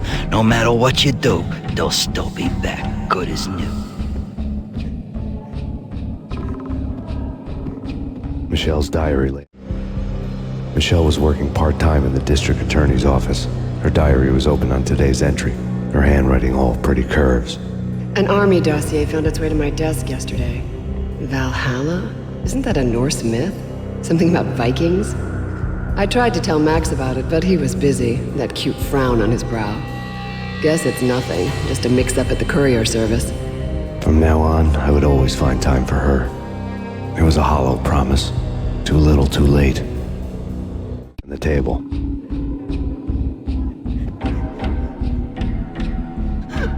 Max, no, please, Max! Why? I didn't mean to. I'm sorry.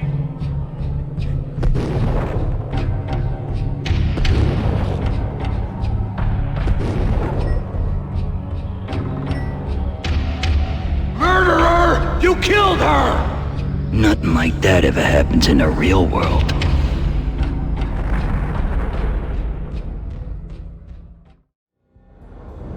I woke up in a bad dream. My head felt 2 sizes too small for my brain. Max Payne. I envy your name. And the killer was smiling. Pleased to meet you. I'm Frankie the Bat Niagara. Niagara, as in you cry a lot? He had a baseball bat and I was tied to a chair. Pissing him off was the smart thing to do.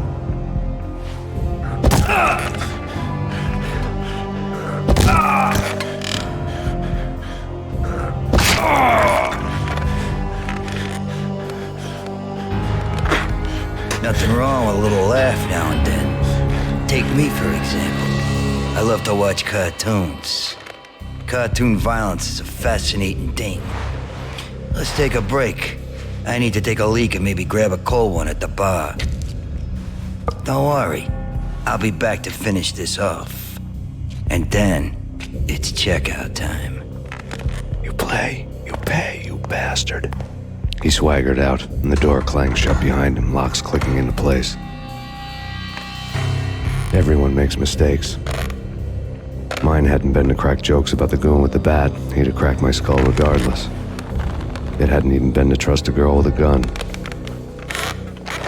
I had blindly gone after the first bad guy on my hit list when I should have been aiming further up the ladder, at the head of the Punchinello family. I couldn't bring myself to be pissed at Mona. Guess I had a soft spot for her pretty face.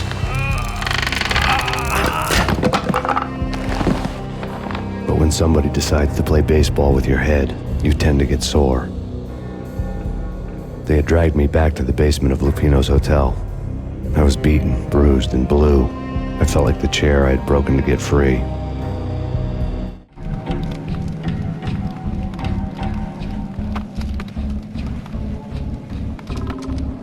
All I had was Niagara's bat, sticky with my own blood.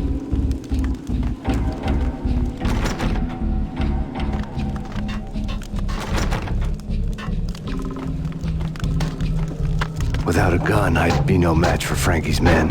I'd have to play hide and seek with them.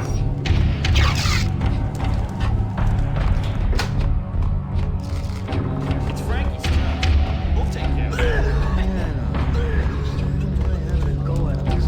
It's Frankie's turn.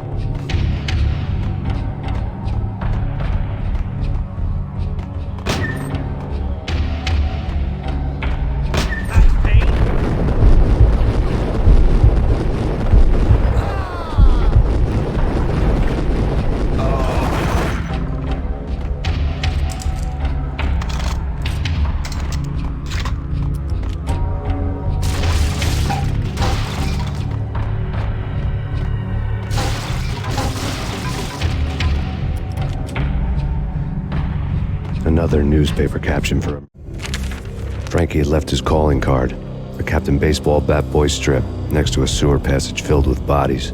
You'd better not mess with Captain Baseball Bat Boy.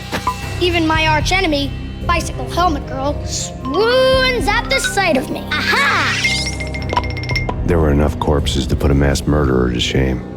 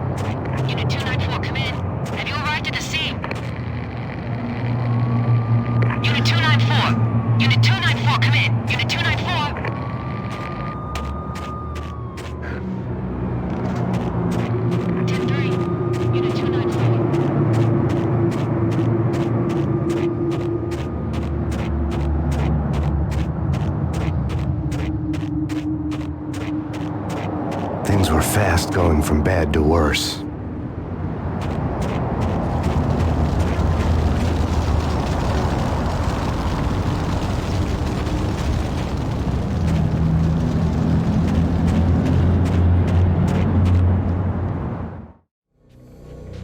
The men in blue had come and gone.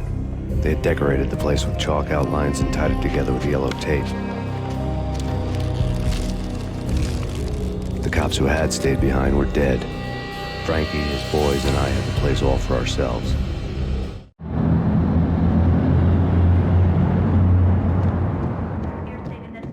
Just forget about it. Just forget about it. Hey, just forget about it. That crazy witch, you should have heard her. She was a real scream when the boys caught her trying to cap the Don. Oh, that's friggin' bad. To the trio? That's even worse than what Frankie's doing to that poor bastard downstairs. She's gonna take a long time to die. The mobster muscle on the phone was talking about Mona. Punchinello's trio were nothing but bad news. There he is!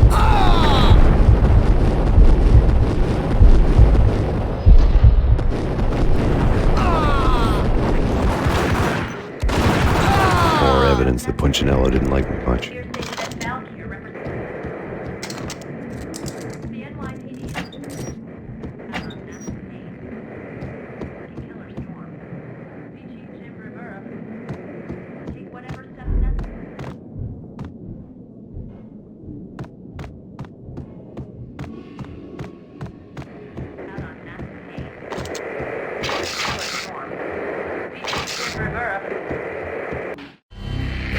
The fact remains that all the victims so far identified in the Ragna Rock shooting have been known criminals, many of whom had large doses of V in their blood.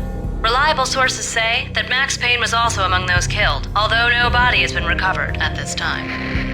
Reliable sources. That meant somebody thought the Mafia had me, didn't want the cops snooping around anymore. The body would be delivered to them barely recognizable. Case closed. Don Punchinello had the power to be that reliable source, which was no news. But his news was old news. Framing me hadn't been enough. Don Punchinello had put a hit on me. He wanted me dead, and it had been important enough for him to give written instructions to Frankie about it. Max Payne should die like a dog for the trouble he's caused. Frankie, I know I can trust you to give this matter the dedication it needs.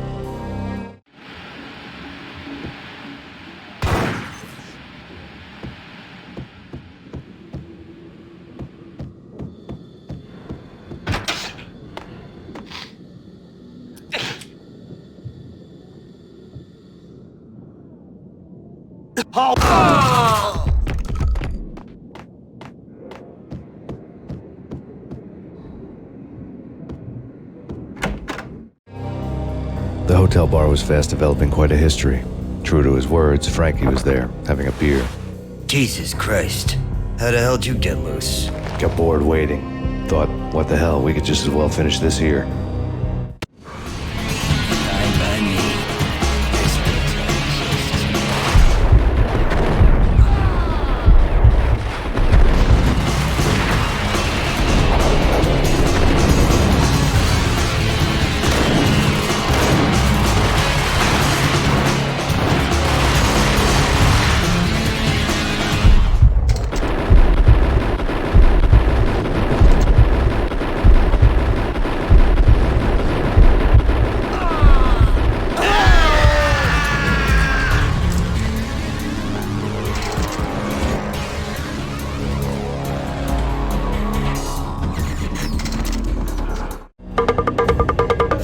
Thank you. You've been a lovely audience.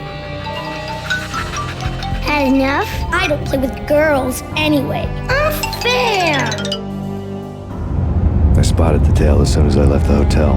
A big black Mercedes. I'd seen the car before. That time it had heralded impressive explosions. Vladimir was back. Bang.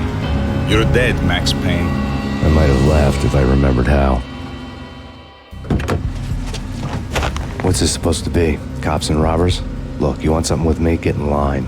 Peace, man. Relax. You know you are a real news item. Armed and dangerous. I am going to make you an offer you can't refuse.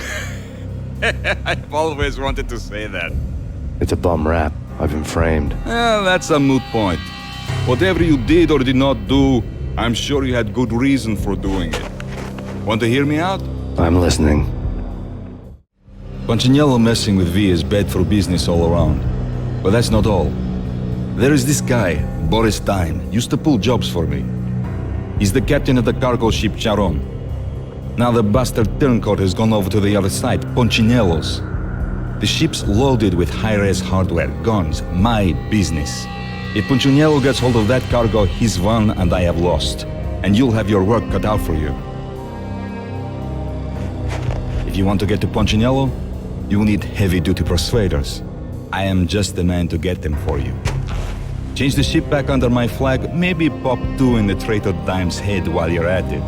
You'll get enough guns to start the apocalypse. You in or out? Let's get this show on the road. Vladimir was one of those old-time bad guys with honor and morals, which made him almost one of the good guys. None of us was a saint. The Brooklyn riverfront was a maze of rusty containers, sharp-boned cranes looming up from the snowstorm. On a night like this, you couldn't help but think of the dark army of dead men sleeping with the fishes, cement shoes in line. No Minotaur lurked in this labyrinth, but somewhere out there, on the clanking deck of his cargo freighter, the skipper of the Chiron was waiting, like the ferryman in the river Styx.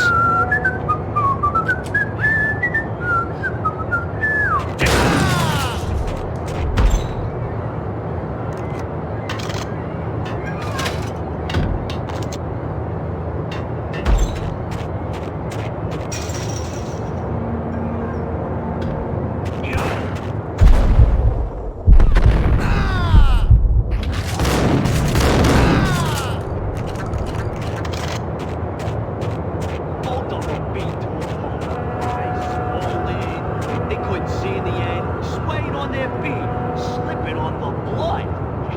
Money's worth. Brought tears to my eyes. Transcendental.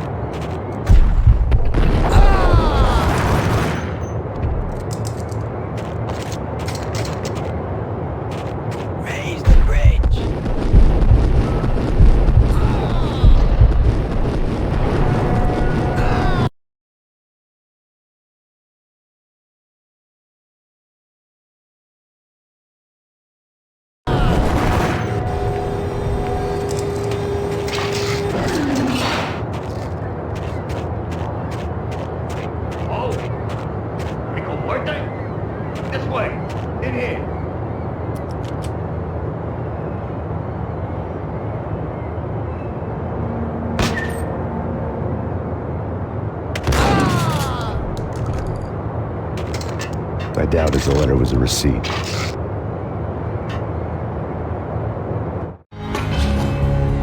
Rico Muerte had come to town to do more than just sort out family troubles. Exhibits number 1, 2, and 3. A briefcase of money, a sniper rifle, and an envelope with one word neatly printed on a folded piece of expensive paper. Mayor. It didn't sound like a mafia contract at all. It was too cold and too to the point.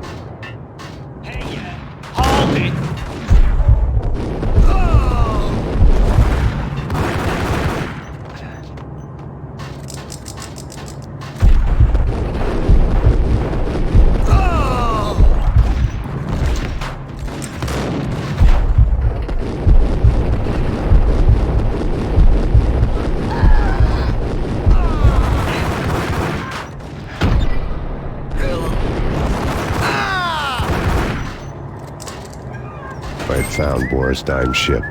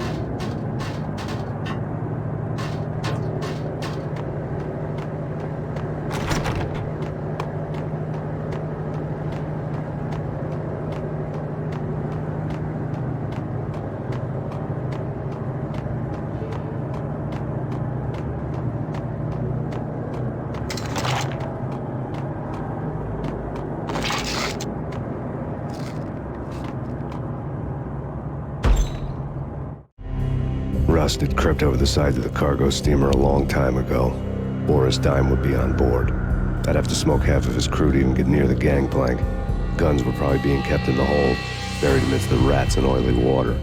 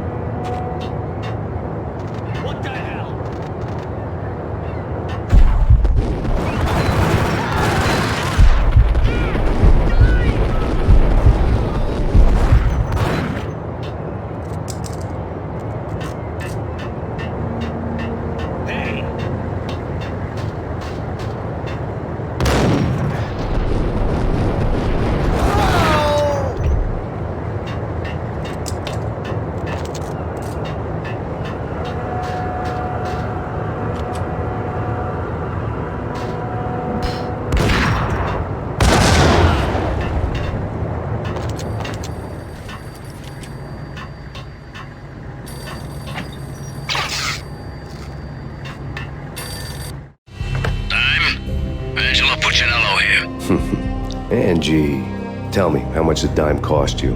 I bet it was more than his name. Max Payne. Right the first time. You're dead, punk. You sure you're not confusing me with Boris here? But you are right, of course. Pretty soon we should get together and have a talk. You son of a... Pissing Punchinello off was a dangerous game, but when people get mad, they make mistakes. I should know. That's where I wanted Punchinello, mad enough to trip over his own feet, preferably into a grave.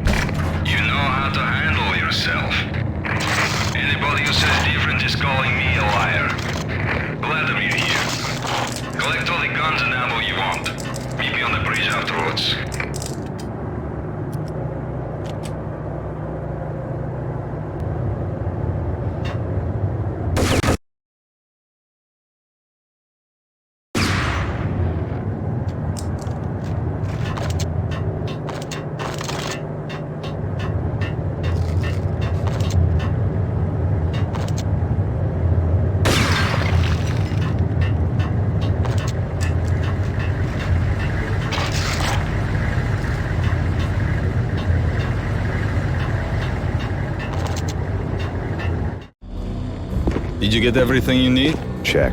I owe you. Anything you need. This is my solo. When I'm through, Punchinello won't be anybody's problem anymore. Clear as vodka.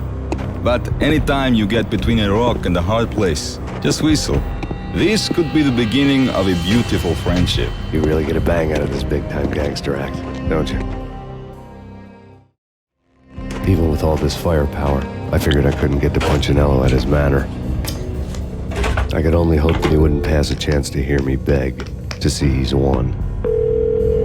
This is Max Payne. I want to cut a deal. Payne, you're a dead man. That's what everybody keeps telling me. I got your ship and her cargo. I want to meet. No pain, no gain. Capiche? You know my restaurant? Yeah, I know it. 1 hour. Punchinello's restaurant had seen better days. Snow was falling like ashes from post-apocalyptic skies, but that was outside. Things would soon get hot in the Don's restaurant. I knew it was a long shot, Angelo Punchinello actually showing up, but there was no crime in hoping.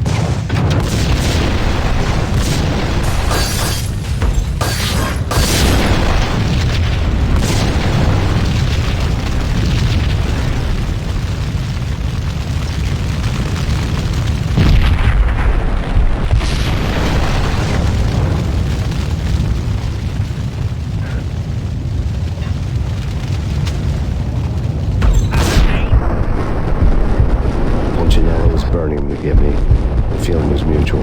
He was trying to put out my flames with gasoline.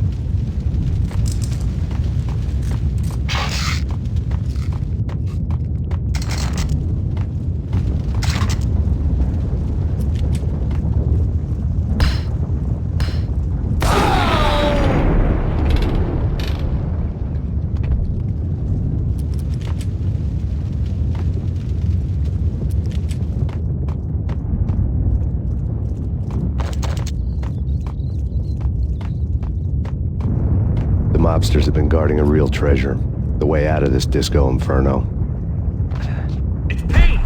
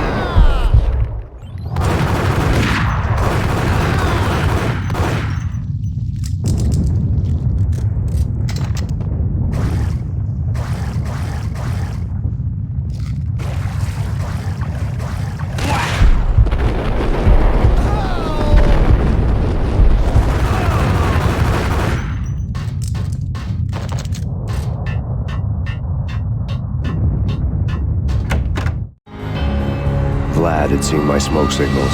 The Mercedes was revving to go, almost drowning out the banshee wail of the sirens. You coming? We'll drop you off at the Punchinello Manor. Sounds good to me. When this is over, look me up. I could use a professional like you. I'll keep that in mind. The night groaned with cold. The garden lights flickered nervously. In their light, the falling snow was dead white before the darkness ate it up. I had heard the stories. The trio were mad dogs. They'd have hung the heads of their enemies over the manor gates if the capo had only let them. Punchinello wanted Payne, he'd see the pain. The trick in my situation was that there was no trick, no matter what the movies tell you. No rules, no secret mantra, no roadmap. It wasn't about how smart or how good you were. It was chaos and luck, and anyone who thought different was a fool. All you could do was to hang on madly, as long and as hard as you could. Someone had graciously left the back door open for me and killed the guards. My money was on Mona. I knew the trio would be standing between me and Punchinello. I had read their rap sheets, thick as phone books. No one would be walking out of here alive. The numbing cold of the broken night had followed me in.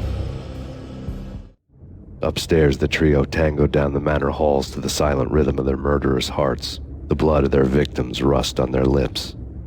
Vince Mugnano, Pilot Providence, a.k.a. Big Brother, and Joe Deadpan Salem. The pistol was a frozen lump in my hand, piercing the skin, gnawing me to the bone.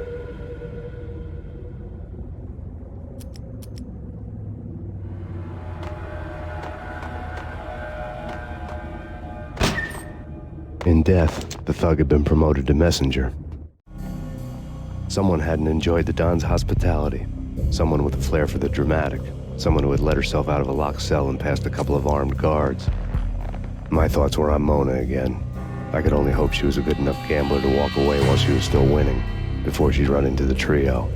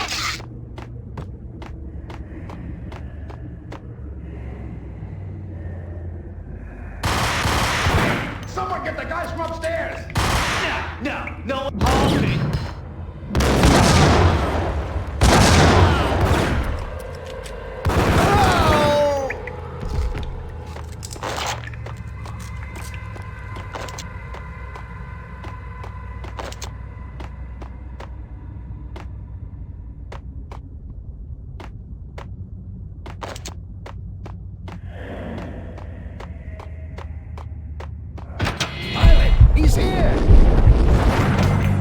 It didn't take me long to run into the trio.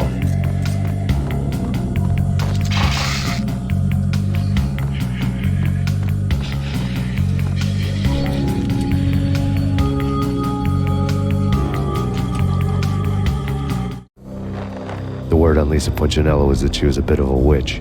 The tarot cards on the kitchen table fit the picture. They weren't my kind of cards, but I was willing to take a crack at the hand Mrs. Punchinello had dealt. The first card was the Tower. Maybe that was supposed to be the manor. It got easy after that. The devil was the master of the house, and death was me, coming for him.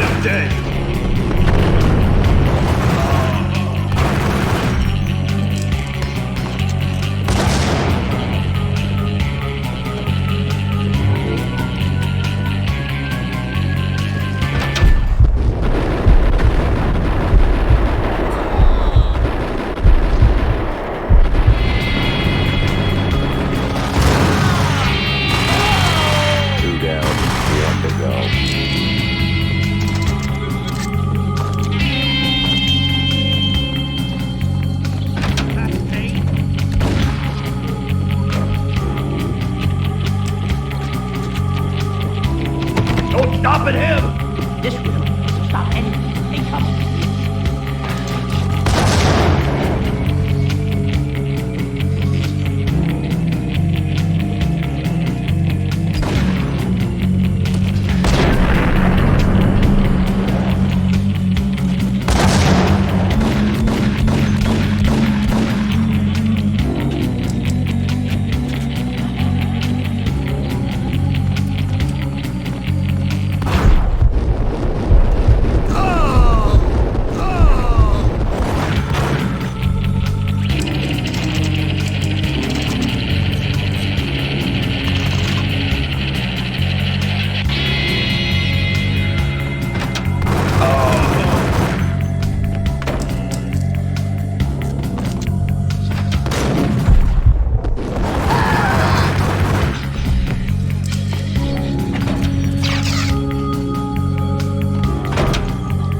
It was too late for her.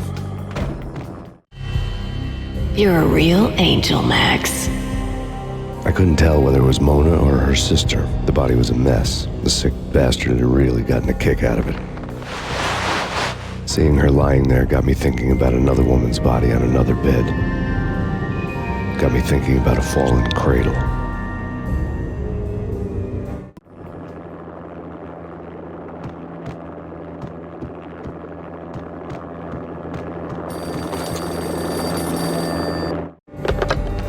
Max Payne. Talk to me. Alfred Woden. You've got company. An armed helicopter just landed on the manor grounds. You must hurry. The more the merrier.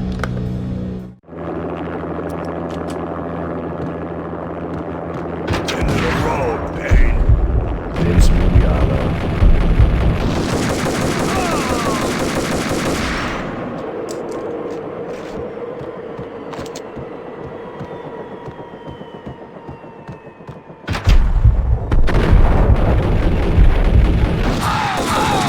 Punchinello's trio was done for.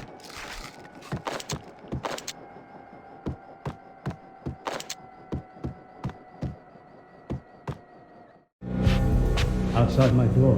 Hurry. He's coming for me. You gotta hurry. Please. I could hear Punchinello on the phone begging for help. He should have been saying his goodbyes. Punchinello was a pushover. The moment I stepped into the room, he folded like a deuce before a royal flush. No, wait. I was just doing what I was told. I couldn't refuse. She's someone high up. Government, maybe. I don't know. He was trying to buy more sand for his hourglass. I wasn't selling any.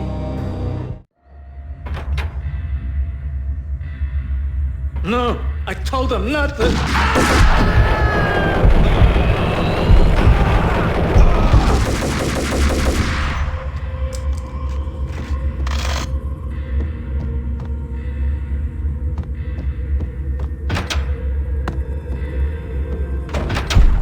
Drop it. Don't move. Game over, Max Payne.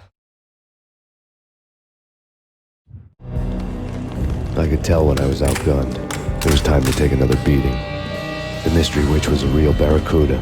Trouble on dagger heels, a smoking assault rifle in her hand, and an army of killer suits behind her. How sweet. I get to kill two birds with one stone. Sooner or later, it was going to catch up with you. Mr. Payne, it's time to show you the benefits of my brew. Be a good boy now. You'd find that Lady Luck was really a hooker. You were fresh out of cash.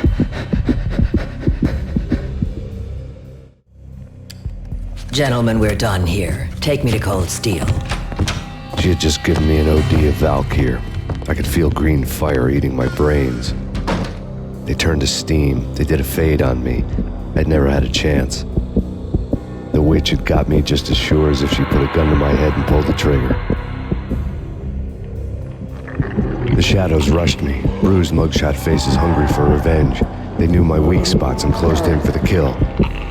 The floor turned into a vortex of green blood. I fell. The flesh of fallen angels.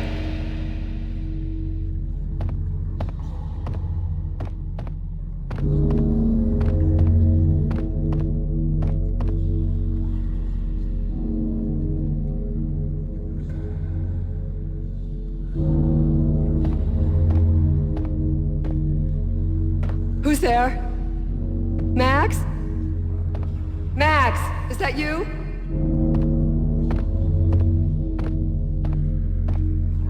Max? Where are you, Max? Please.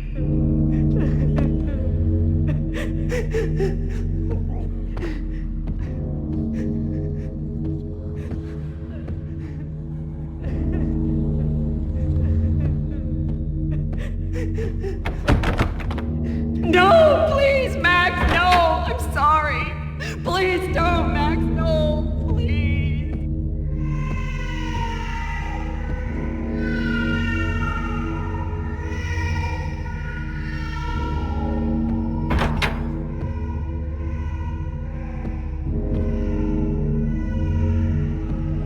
Max? Where are you, Max? Please. The letter was staring at me. There was something disturbingly familiar about the letter before me. The handwriting was all pretty curves. You're in a graphic novel. The truth split my skull open, a glaring green light washing the lies away. All of my past was just fragmented still shots, words hanging in the air like balloons. I was in a graphic novel. Funny as hell. It was the most horrible thing I could think of.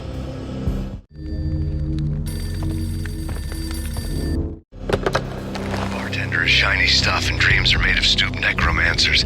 He sings like a banana wrist, having strayed too close to the constellations on their shaved skulls. There was a bad line in the prank call. Someone spouting insane babble. I couldn't make sense of it.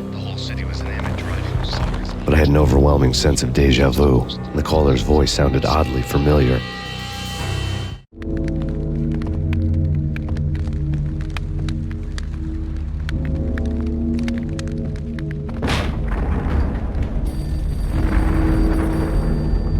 The weird piece of paper looked... There was something disturbingly familiar about the letter before me.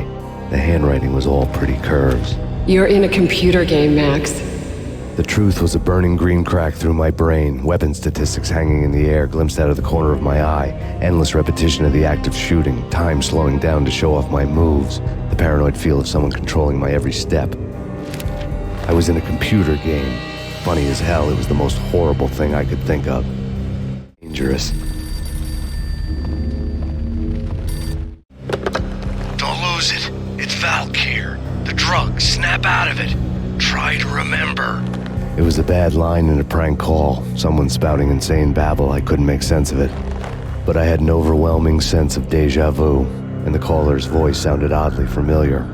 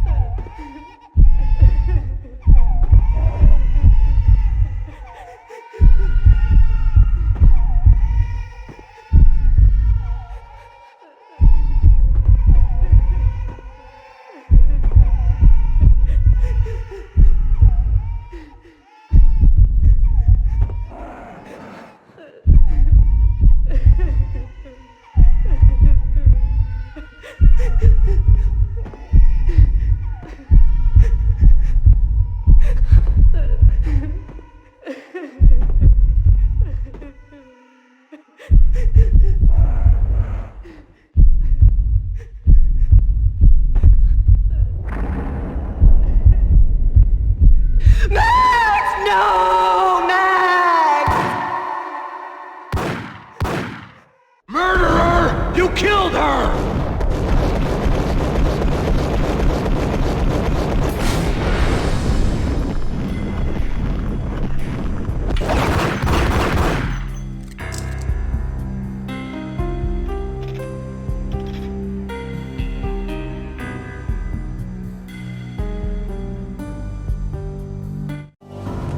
Max, something happened at the office today. A strange memo. Something about Vikings. Honey, I gotta run. You can tell me all about it this evening. Have a nice day, darling. The bullet holes were rubies on her chest, blood glowing on her ivory skin. She was so beautiful. The killer was smiling. The flesh of fallen angels. Slowly, the green nightmare faded, leaving dark stains on my soul that would never come off. I felt like flatlining. I was all shook up. I woke up in a cold sweat, sick and tired to the bone, lying in a puddle of my own puke. The hag had said take me to Cold Steel before it had all gone crazy. It was a clue, the only one I had. It took me forever to crawl back to my feet and hit the road, but when I did, I drove straight to Cold Steel Foundry outside the city. There was a whole lot of action around the place for a freezing winter night. Trucks coming and going, men running. I had the drop on the mystery witch. She thought I was dead. I was on her blind side. I was going in. The bad trip had put me in a crazy mood, adrenaline pumping through my aching veins. Staggering on the mill roof in ice and snow and wild wind, I was a ninja. My kung fu was strong. I wasn't kidding anybody. At best, I was Superman on Kryptonite about to fall through a skylight, down to where it was all going down. A half-abandoned industrial area in the middle of nowhere. The factory was a perfect front for any number of illegal activities.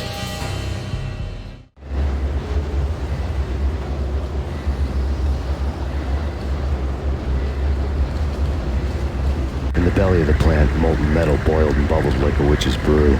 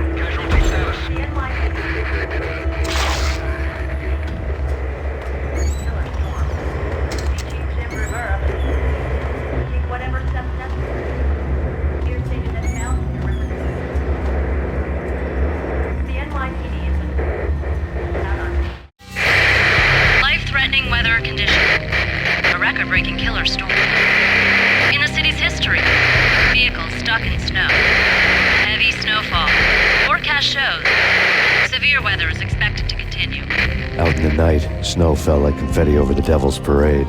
The storm was anything but over.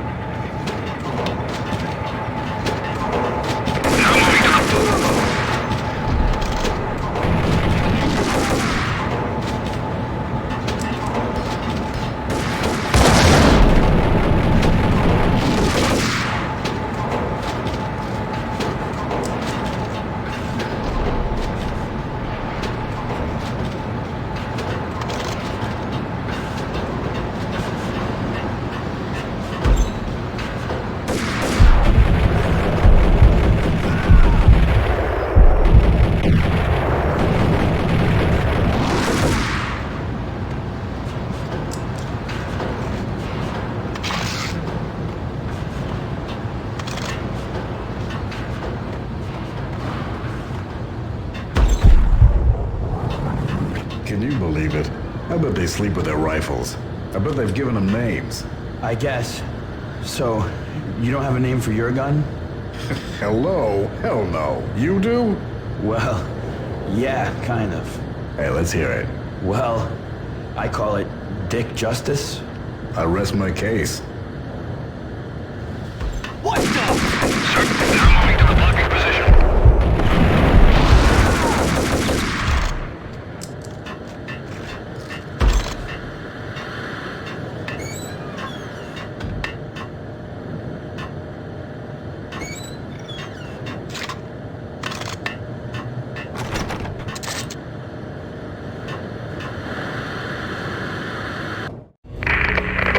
Perimeter breached. The facility has been compromised. Repeat, the Deep Six has been compromised. Initiate Operation Deadeye. The walkie-talkie military lingo could mean only one thing. They were getting ready to destroy the evidence and vanish into the night. I was so close. The hidden truths were just around the corner.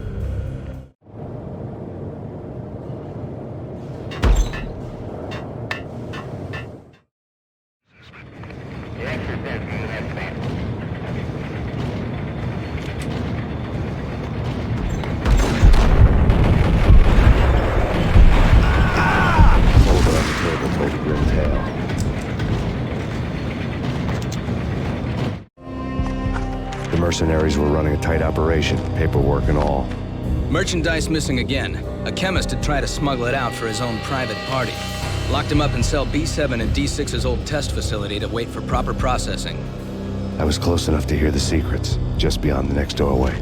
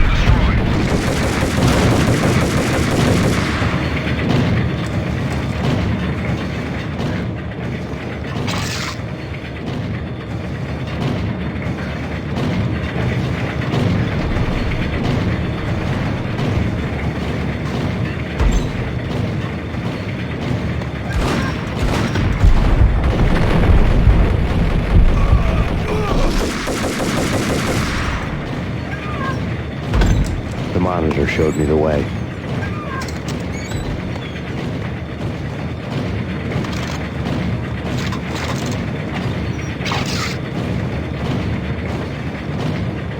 Processing diagrams filled the control room screens, all but one.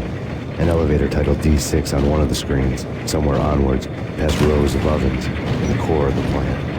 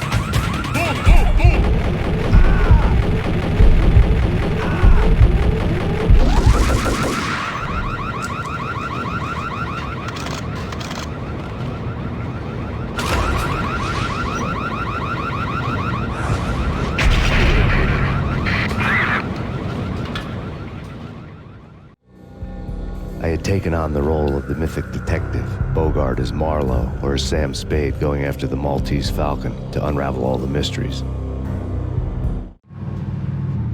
Following a path of clues to that final revelation, even if it would take me down to the cold, cavernous depths of a grave. You can't do this! My men are still inside! Do you have any idea why this is called Operation Deadeyes?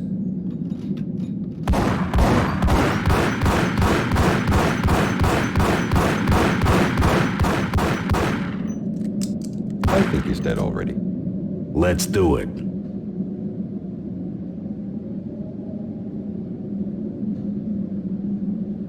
Attention all personnel.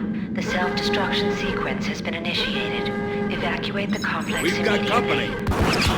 The self-destruction sequence has been initiated. Proceed to the nearest exit immediately.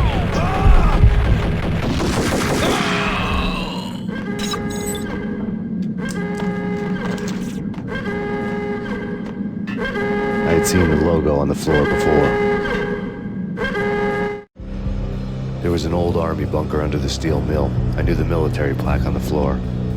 I had seen 1,000 variations of the insignia on crumbling brick walls everywhere in the city. The sword replaced by a syringe. Project Valhalla, V for Valkyr, V for Valhalla. All of a sudden it read like a crackpot conspiracy theory.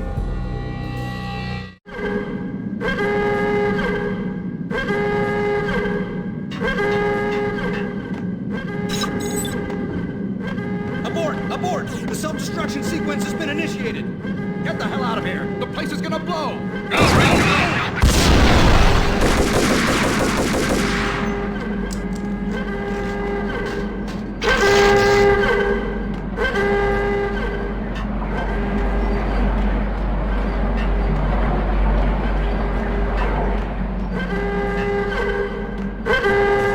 Attention all personnel. The self-destruction sequence has been initiated. Proceed to the nearest exit immediately.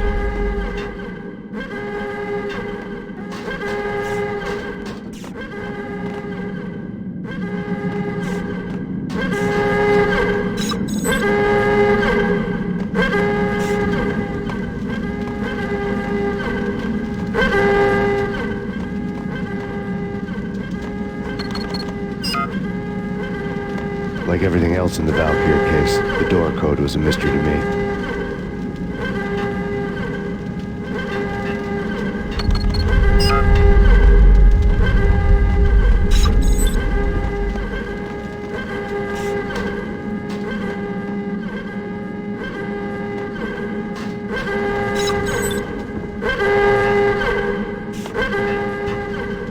Decontamination in progress.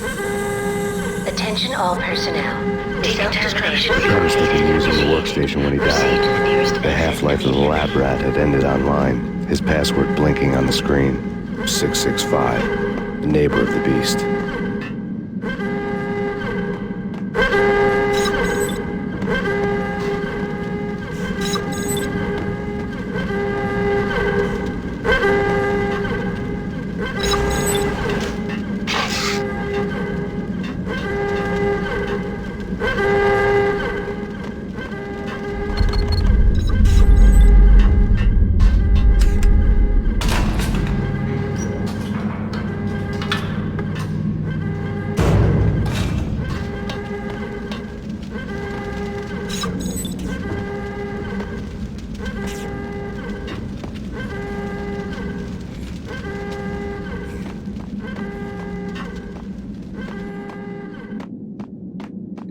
In here! Hey! Get me out of here! I'm innocent! The sequence has been initiated.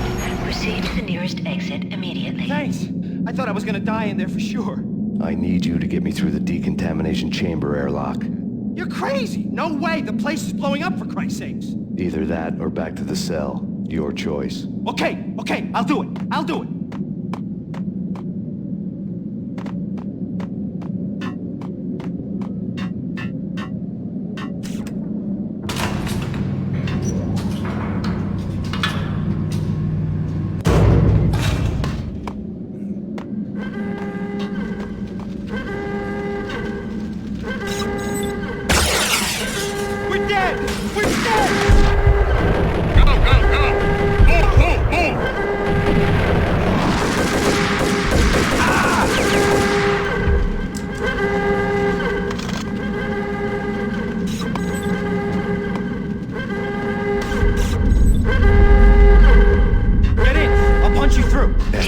Decontamination in progress. Free All man. personnel. The self-destruction sequence has been initiated.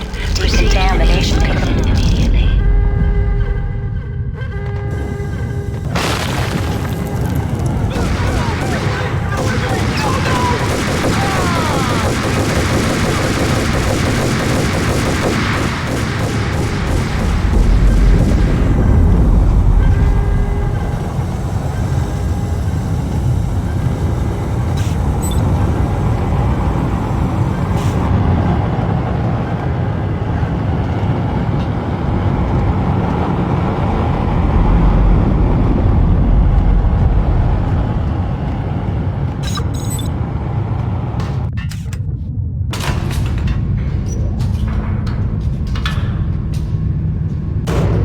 I was caught in the middle of the deadly web that was the Valkyr case.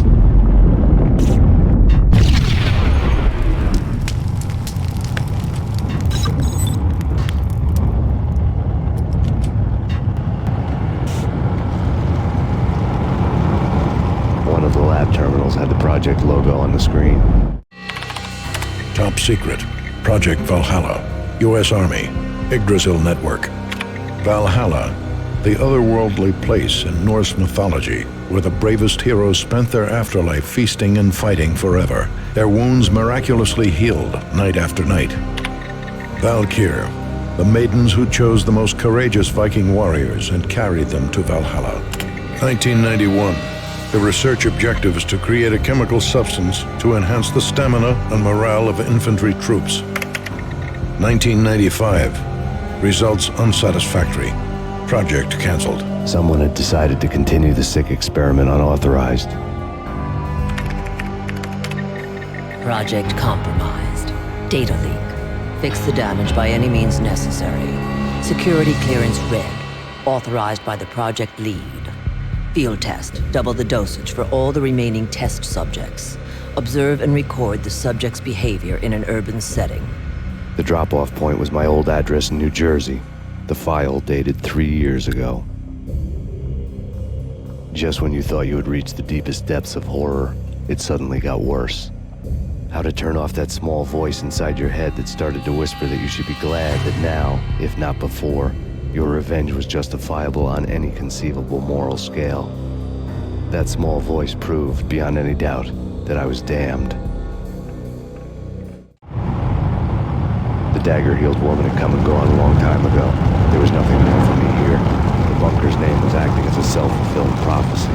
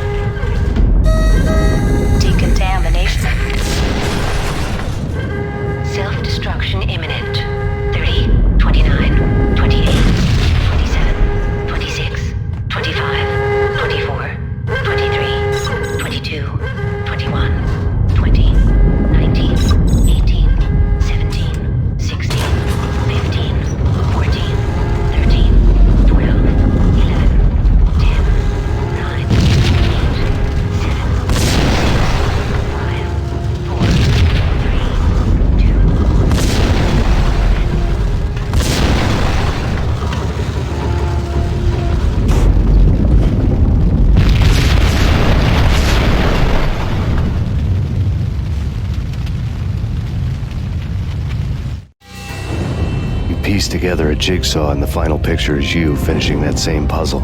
A mad, green-eyed killer standing behind you. An urban legend come true. The Project Valhalla test subjects had been the mad junkies who had murdered my loved ones. The rest was simple body count math. It all pointed to her. Ms. Valkyr. The factory went up in a fiery inferno behind me. All my leads were dead, turned to smoke and dust. I had lost my way. I hadn't slept in a million years.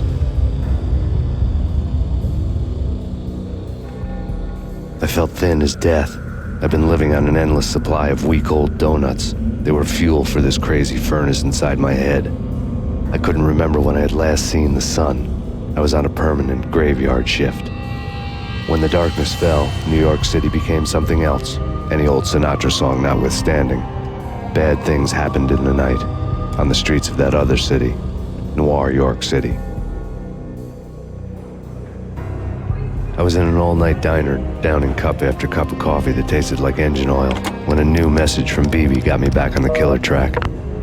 What the hell happened at Roscoe Street? Maxie, I'm going out on a limb here. We need to talk this through, come up with a plan. 2:30 a.m., the Choir Communications Garage. The more I thought about Alex's murder and the frame-up, the more it felt like an inside job. I should have seen it coming. BB had sold me out, and now he wanted to finish what he'd started. The garage was dead. BB showed up in his tailor-made suit, gold watch, and cufflinks to match, all way beyond a cop's pay. Maxie. Oozing suave charm, he was guilty as hell. What the hell does BB stand for anyway? Backstabbing Bastard? Come on, don't be like that. Have a cigar. I don't smoke.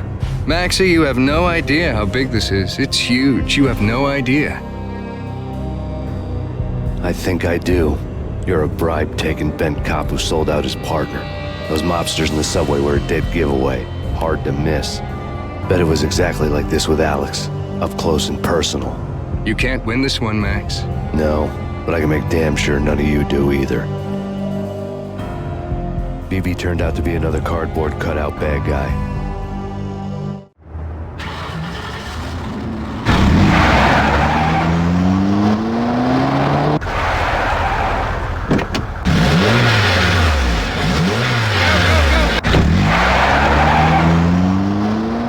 Bad cop on the take, a cowardly right-hand man fleeing from the scene, leaving his paid thugs to do his dirty work.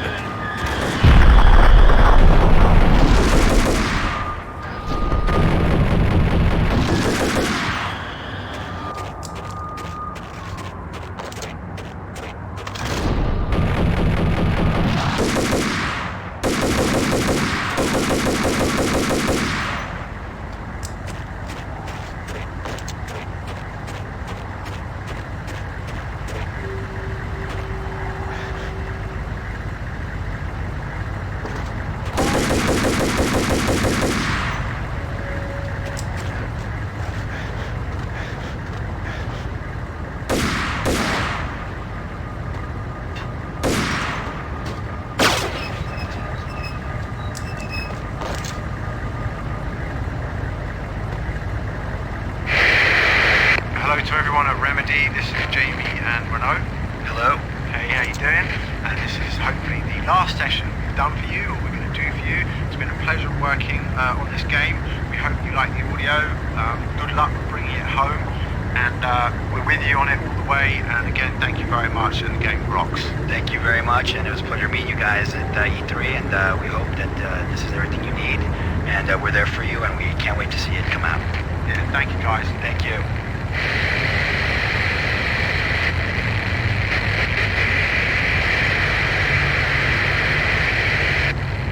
Not offend ladies, are you, Trebek?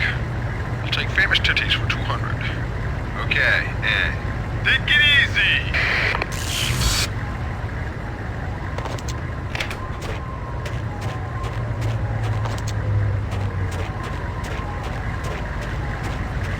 What the?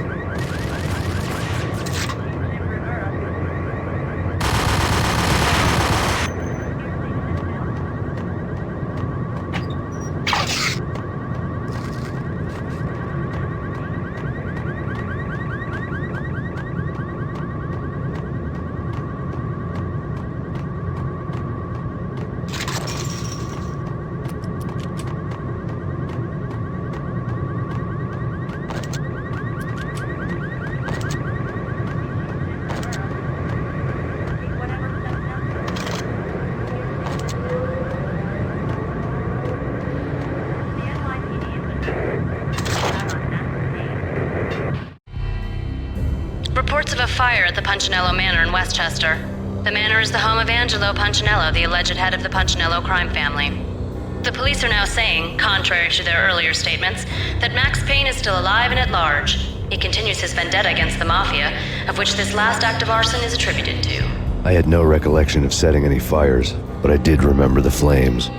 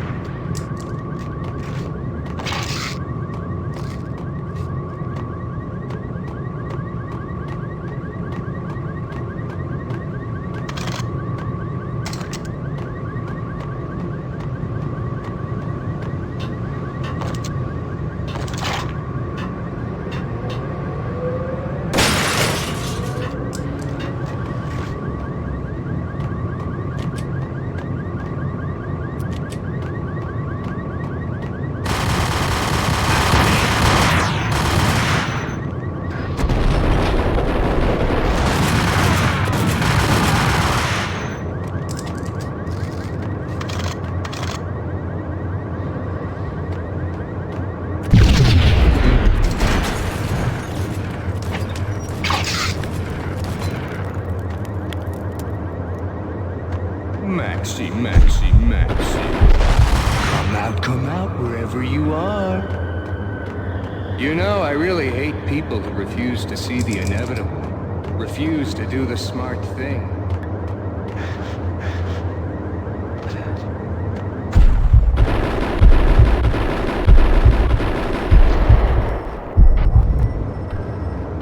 No, I must do the right thing.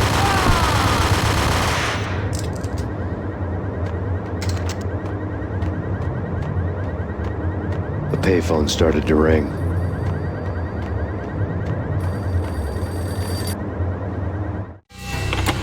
Yeah.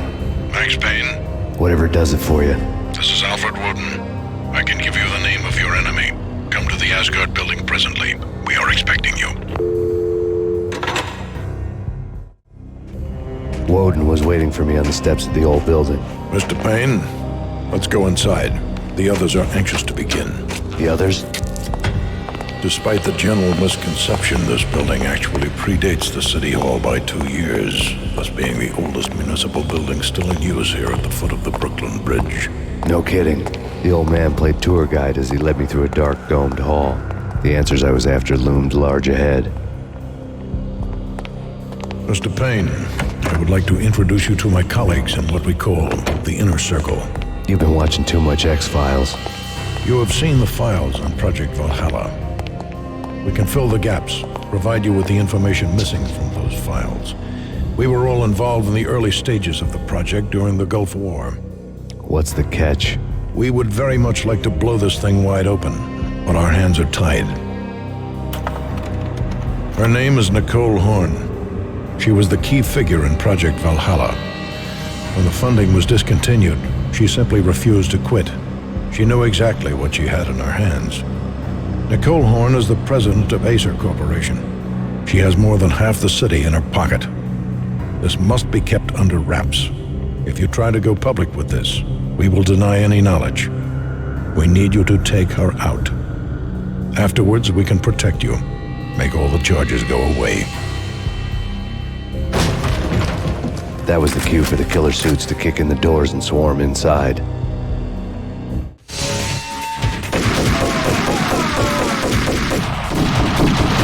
was an impressive floor show, but I decided to leave early anyway. It was only a one-story fall. Lucky me.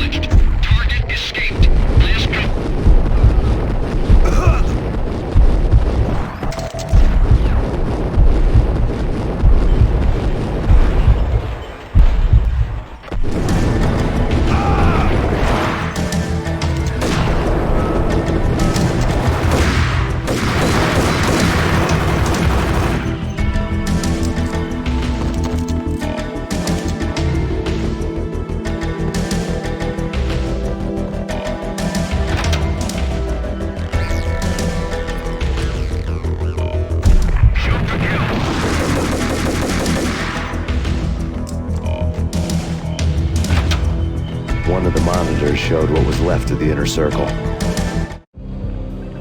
On screen, the so-called corpse of Alfred Woden stood up, miraculously waking from his dirt nap, looking smug among his dead pals.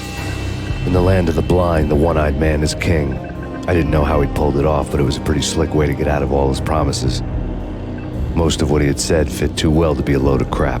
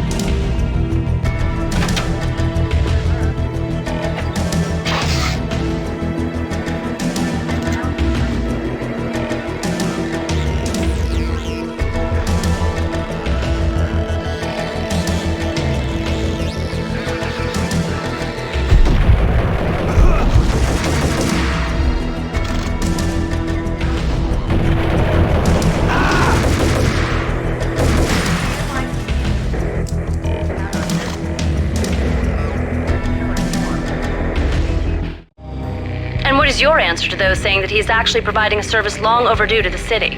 This crusade nonsense has gone too far. He's out of control. It must stop. He will be stopped. That was Deputy Chief Jim Rivera from the New York City Police Department.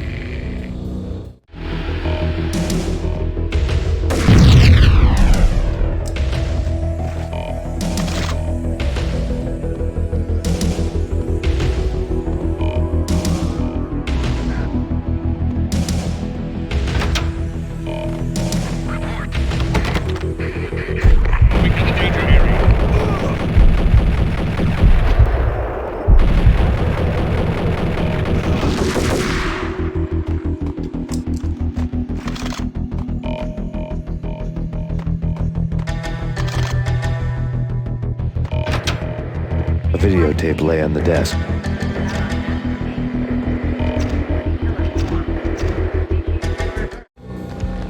Nicole Horn had blackmailed the inner circle into silence. The tape came with a curt extortion note on a piece of expensive paper. I remembered Candy Dawn taping her clients in action on the side, selling the tapes to the highest bidder. I was sure that kinky sex was nowhere near Alfred Woden's worst sin. But I had a feeling that when this was over, any collateral would come in handy.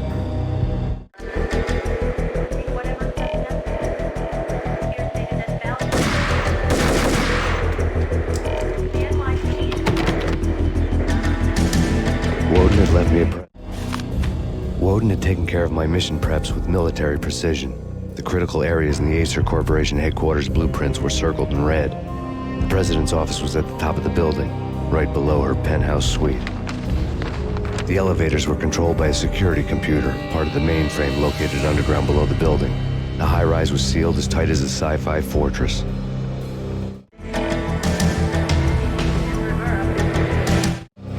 Nothing seems to stop Acer Corporation's phenomenal victory march. Incredibly, the stocks are still rocketing. Worried experts already see a danger in the company's success. Some have gone as far as to say that Acer Corporation is about to become an even bigger monopoly than Microsoft ever was.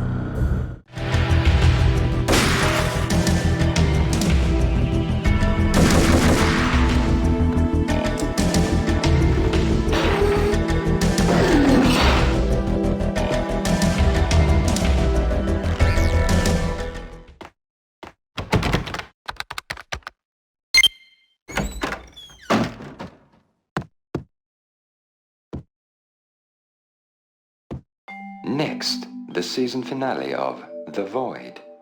Captain's log, development update 2001. After a brutal flame war, our Verdict's pixel shaders were left out of alignment, and we have been forced to stop to make repairs.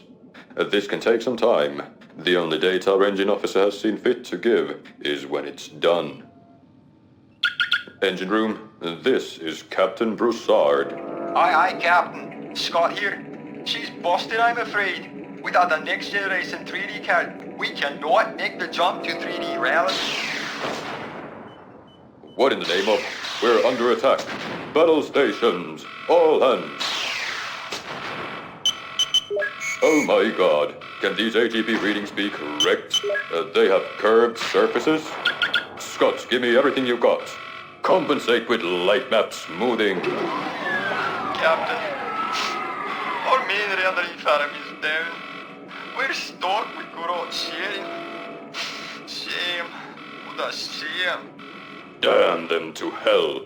No one preys on us. When the abyss gazes into you, grin madly back, I say. Oh, Captain, I value your opinions above anything. It's time to show them they're dancing with the big boys. I'll upgrade our mobile right now. It's my latest brainchild. I yearn for action, and I live for danger. Scott, no. It hasn't been tested. It hasn't gone through a proper quality assurance period. We are vastly superior to them in every way. They could still be using sprites and they wouldn't be any worse off. We're running at maximum fill rate. She's holding a steady 60 frames. Abandon all conventional weapons. Particle cannons. Fire at will. Let's give them something to worry about.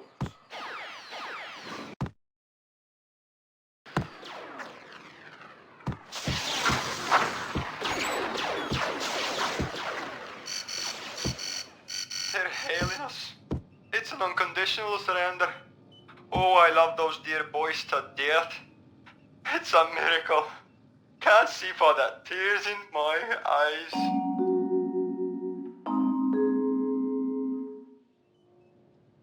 I await to do your bidding, my captain. Second star to the right, and straight on, till morning. That's where the best strippers are.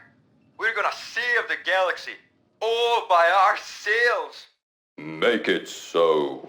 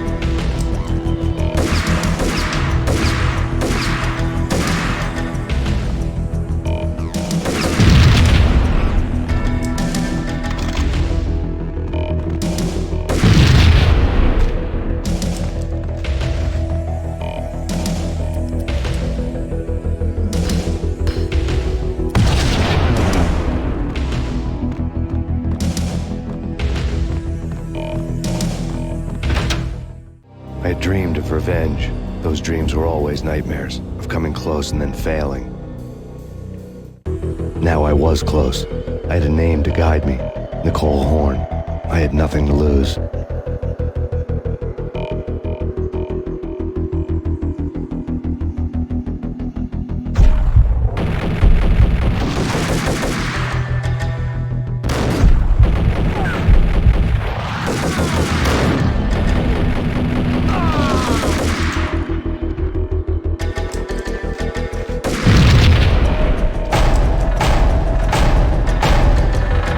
The Inner Circle had quite a track record.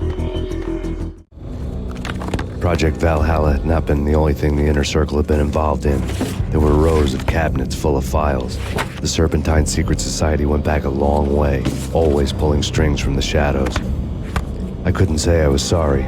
Woden's move in some Byzantine power game had cut the Circle's membership roster to 1. The old man wanted me on cleanup duty. It was my mess, too.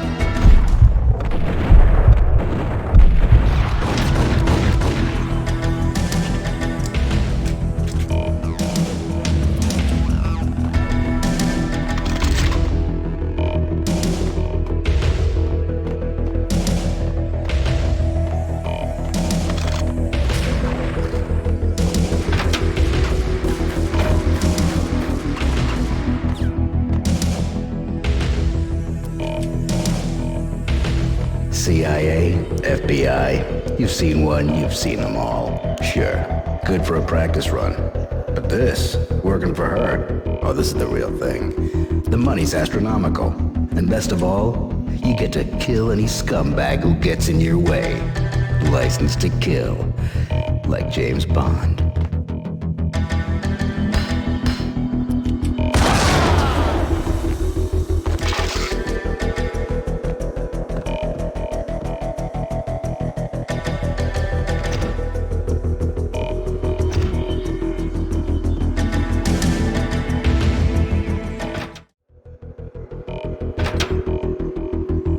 Take him down. Shoot to kill.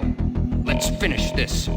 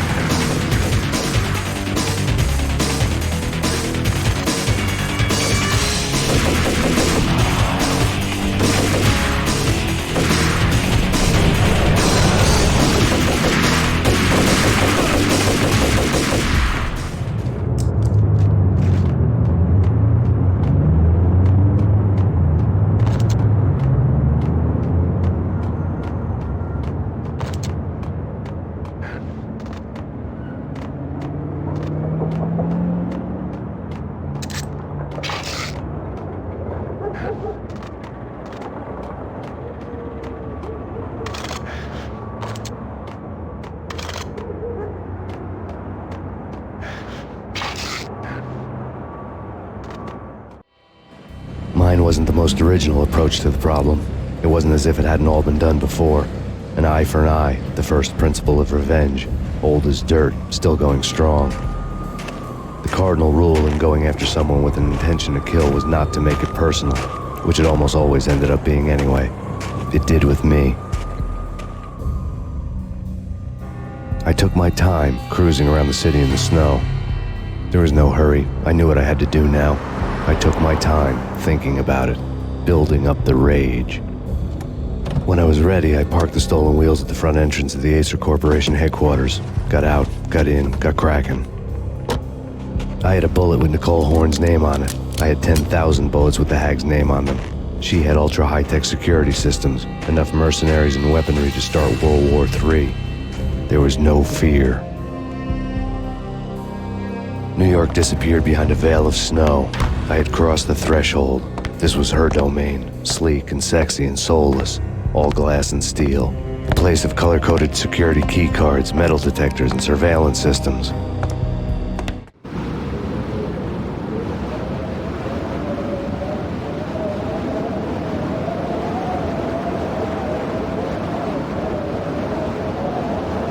Colder than a walk-in fridge. Cold as a gun.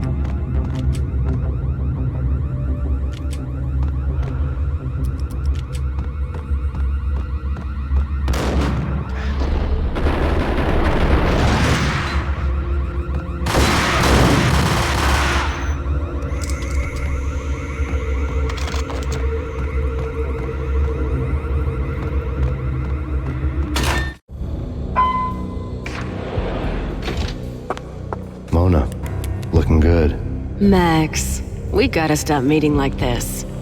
It will be a cold day in hell before I let a narc cop stop me. Miss Sachs, do your job. Relax, Max. You're a nice guy. I don't kill nice guys. You're not bad yourself.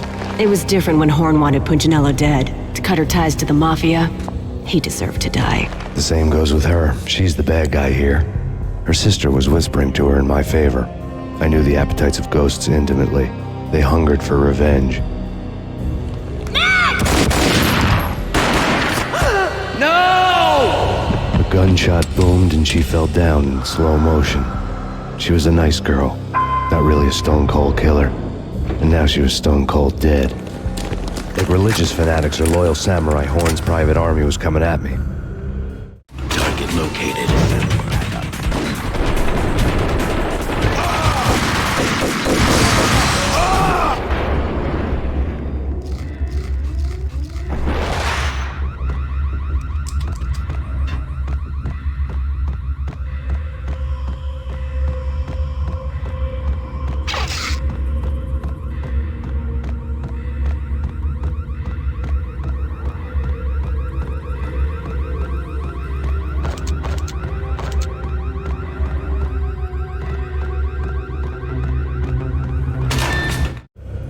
When the elevator came back down, Mona was gone. There was a lot of blood, but no body.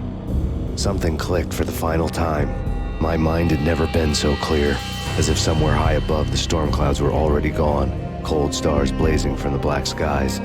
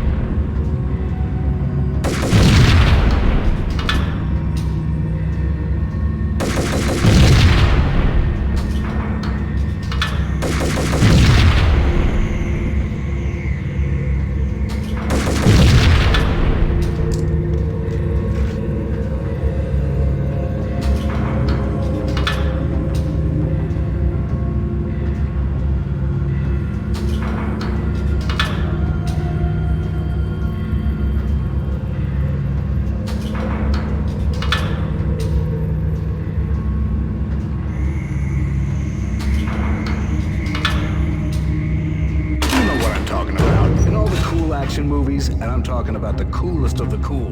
It always seems like time slows down in the middle of the action. You know, you can see the bullets flying through the air, the hero dodging in slow motion. Oh man, it would be so cool to be able to do that. Bullet time, that's what they call it. Bullet time, yeah, would be so cool.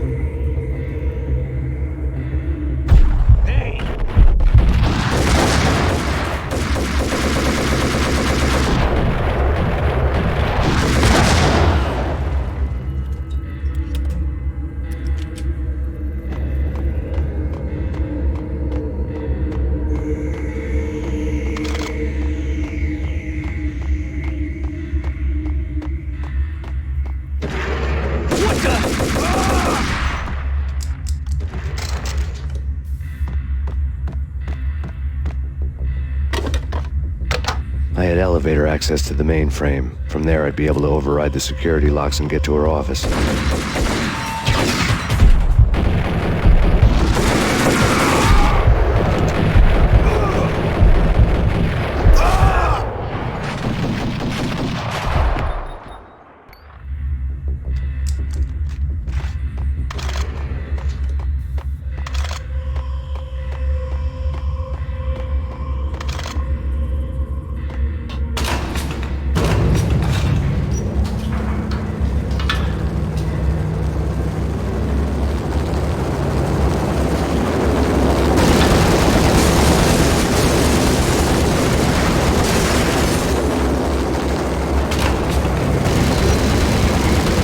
The unmarked chopper was Horn's pet guardian, inhuman and flawless. It was stalking me. Stereotype. I'm not a cold-blooded killer. I'm a nice guy. I love my wife. I have 2 boys I'm very proud of. You just have to make the ends meet. And if that means I have to shoot someone now and then, hey, it's just my job from 9 to 5. Well, not quite from 9 to 5. But I hear you. What the hell? Bastard! Kill the bastard!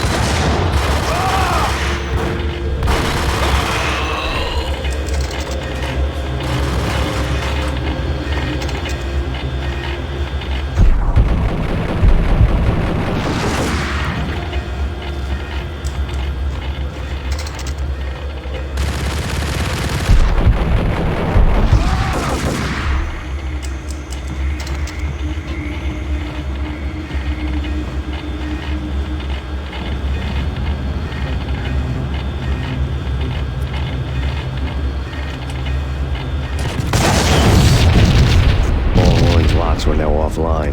All bets were off. The elevator would take me all the way up.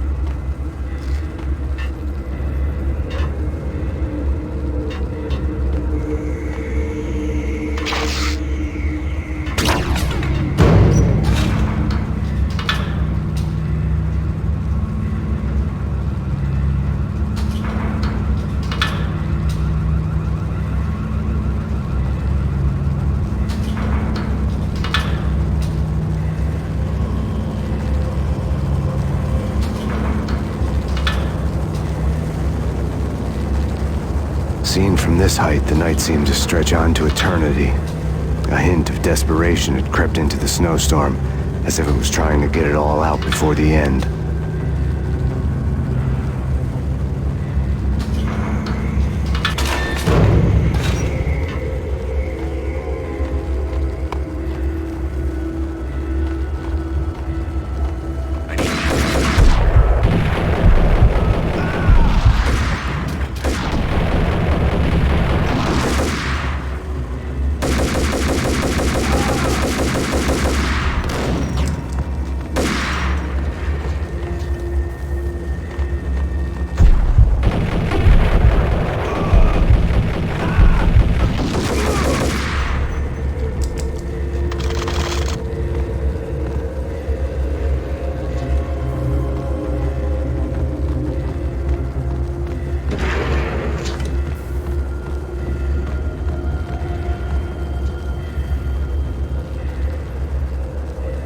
Horn's personal computer was on. Next to the printer was a neat stack of expensive paper. Hacking through Horn's computer would have unearthed files of criminal plans, strategies for world domination, spy helicopter reports, illegal wiretap recordings, internet porno, all of the above. Take your pick. I really didn't care anymore. I had seen too much of it already.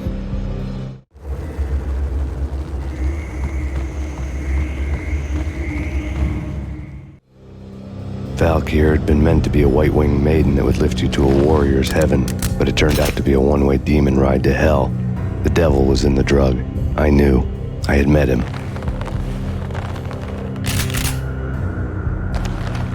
And now I was gonna kill her, the queen of the underworld who had tried to lift herself a bit closer to heaven with her drug money. No begging, no bribes. She knew better. Honor among killers. We who were about to die. Both of us knew how this would end, in pain and suffering. All this because your wife stuck her nose into things that were none of her business. The cops were coming to take me away. The sirens were like a bad conscience I couldn't shake. It's ridiculous you've made it this far.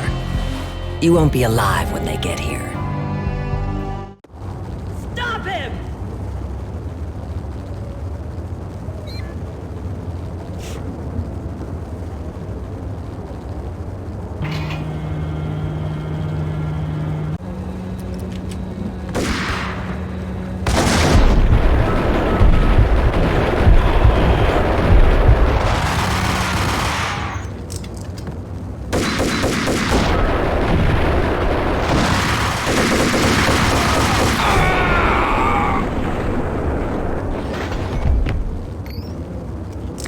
elevator lobby. Get us back up now.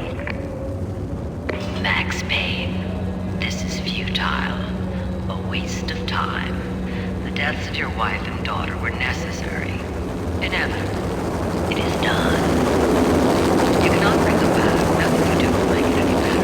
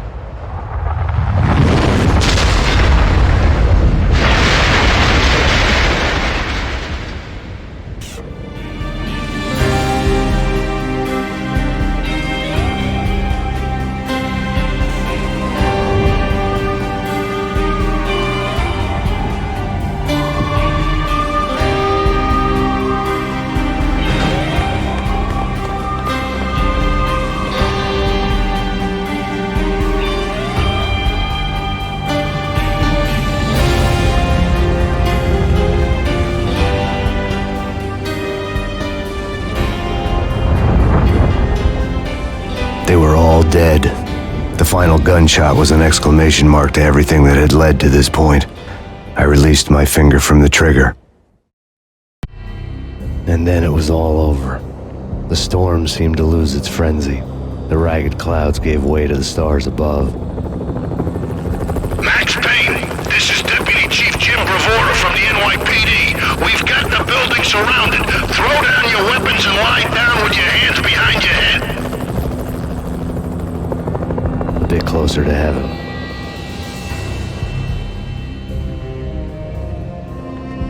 The cops' voices were distant and muted. Freeze! NYPD! Hold it right there! My ghosts released me from their haunting. Down below, New York City glittered like diamonds on black velvet. You gave us one hell of a ride. Take him down to Central Booking. You heard the man. Woden was there in the crowd, standing by the sidelines. It wouldn't be over till the man with the patch would say so. He'd say the right words. I knew he would. He'd better.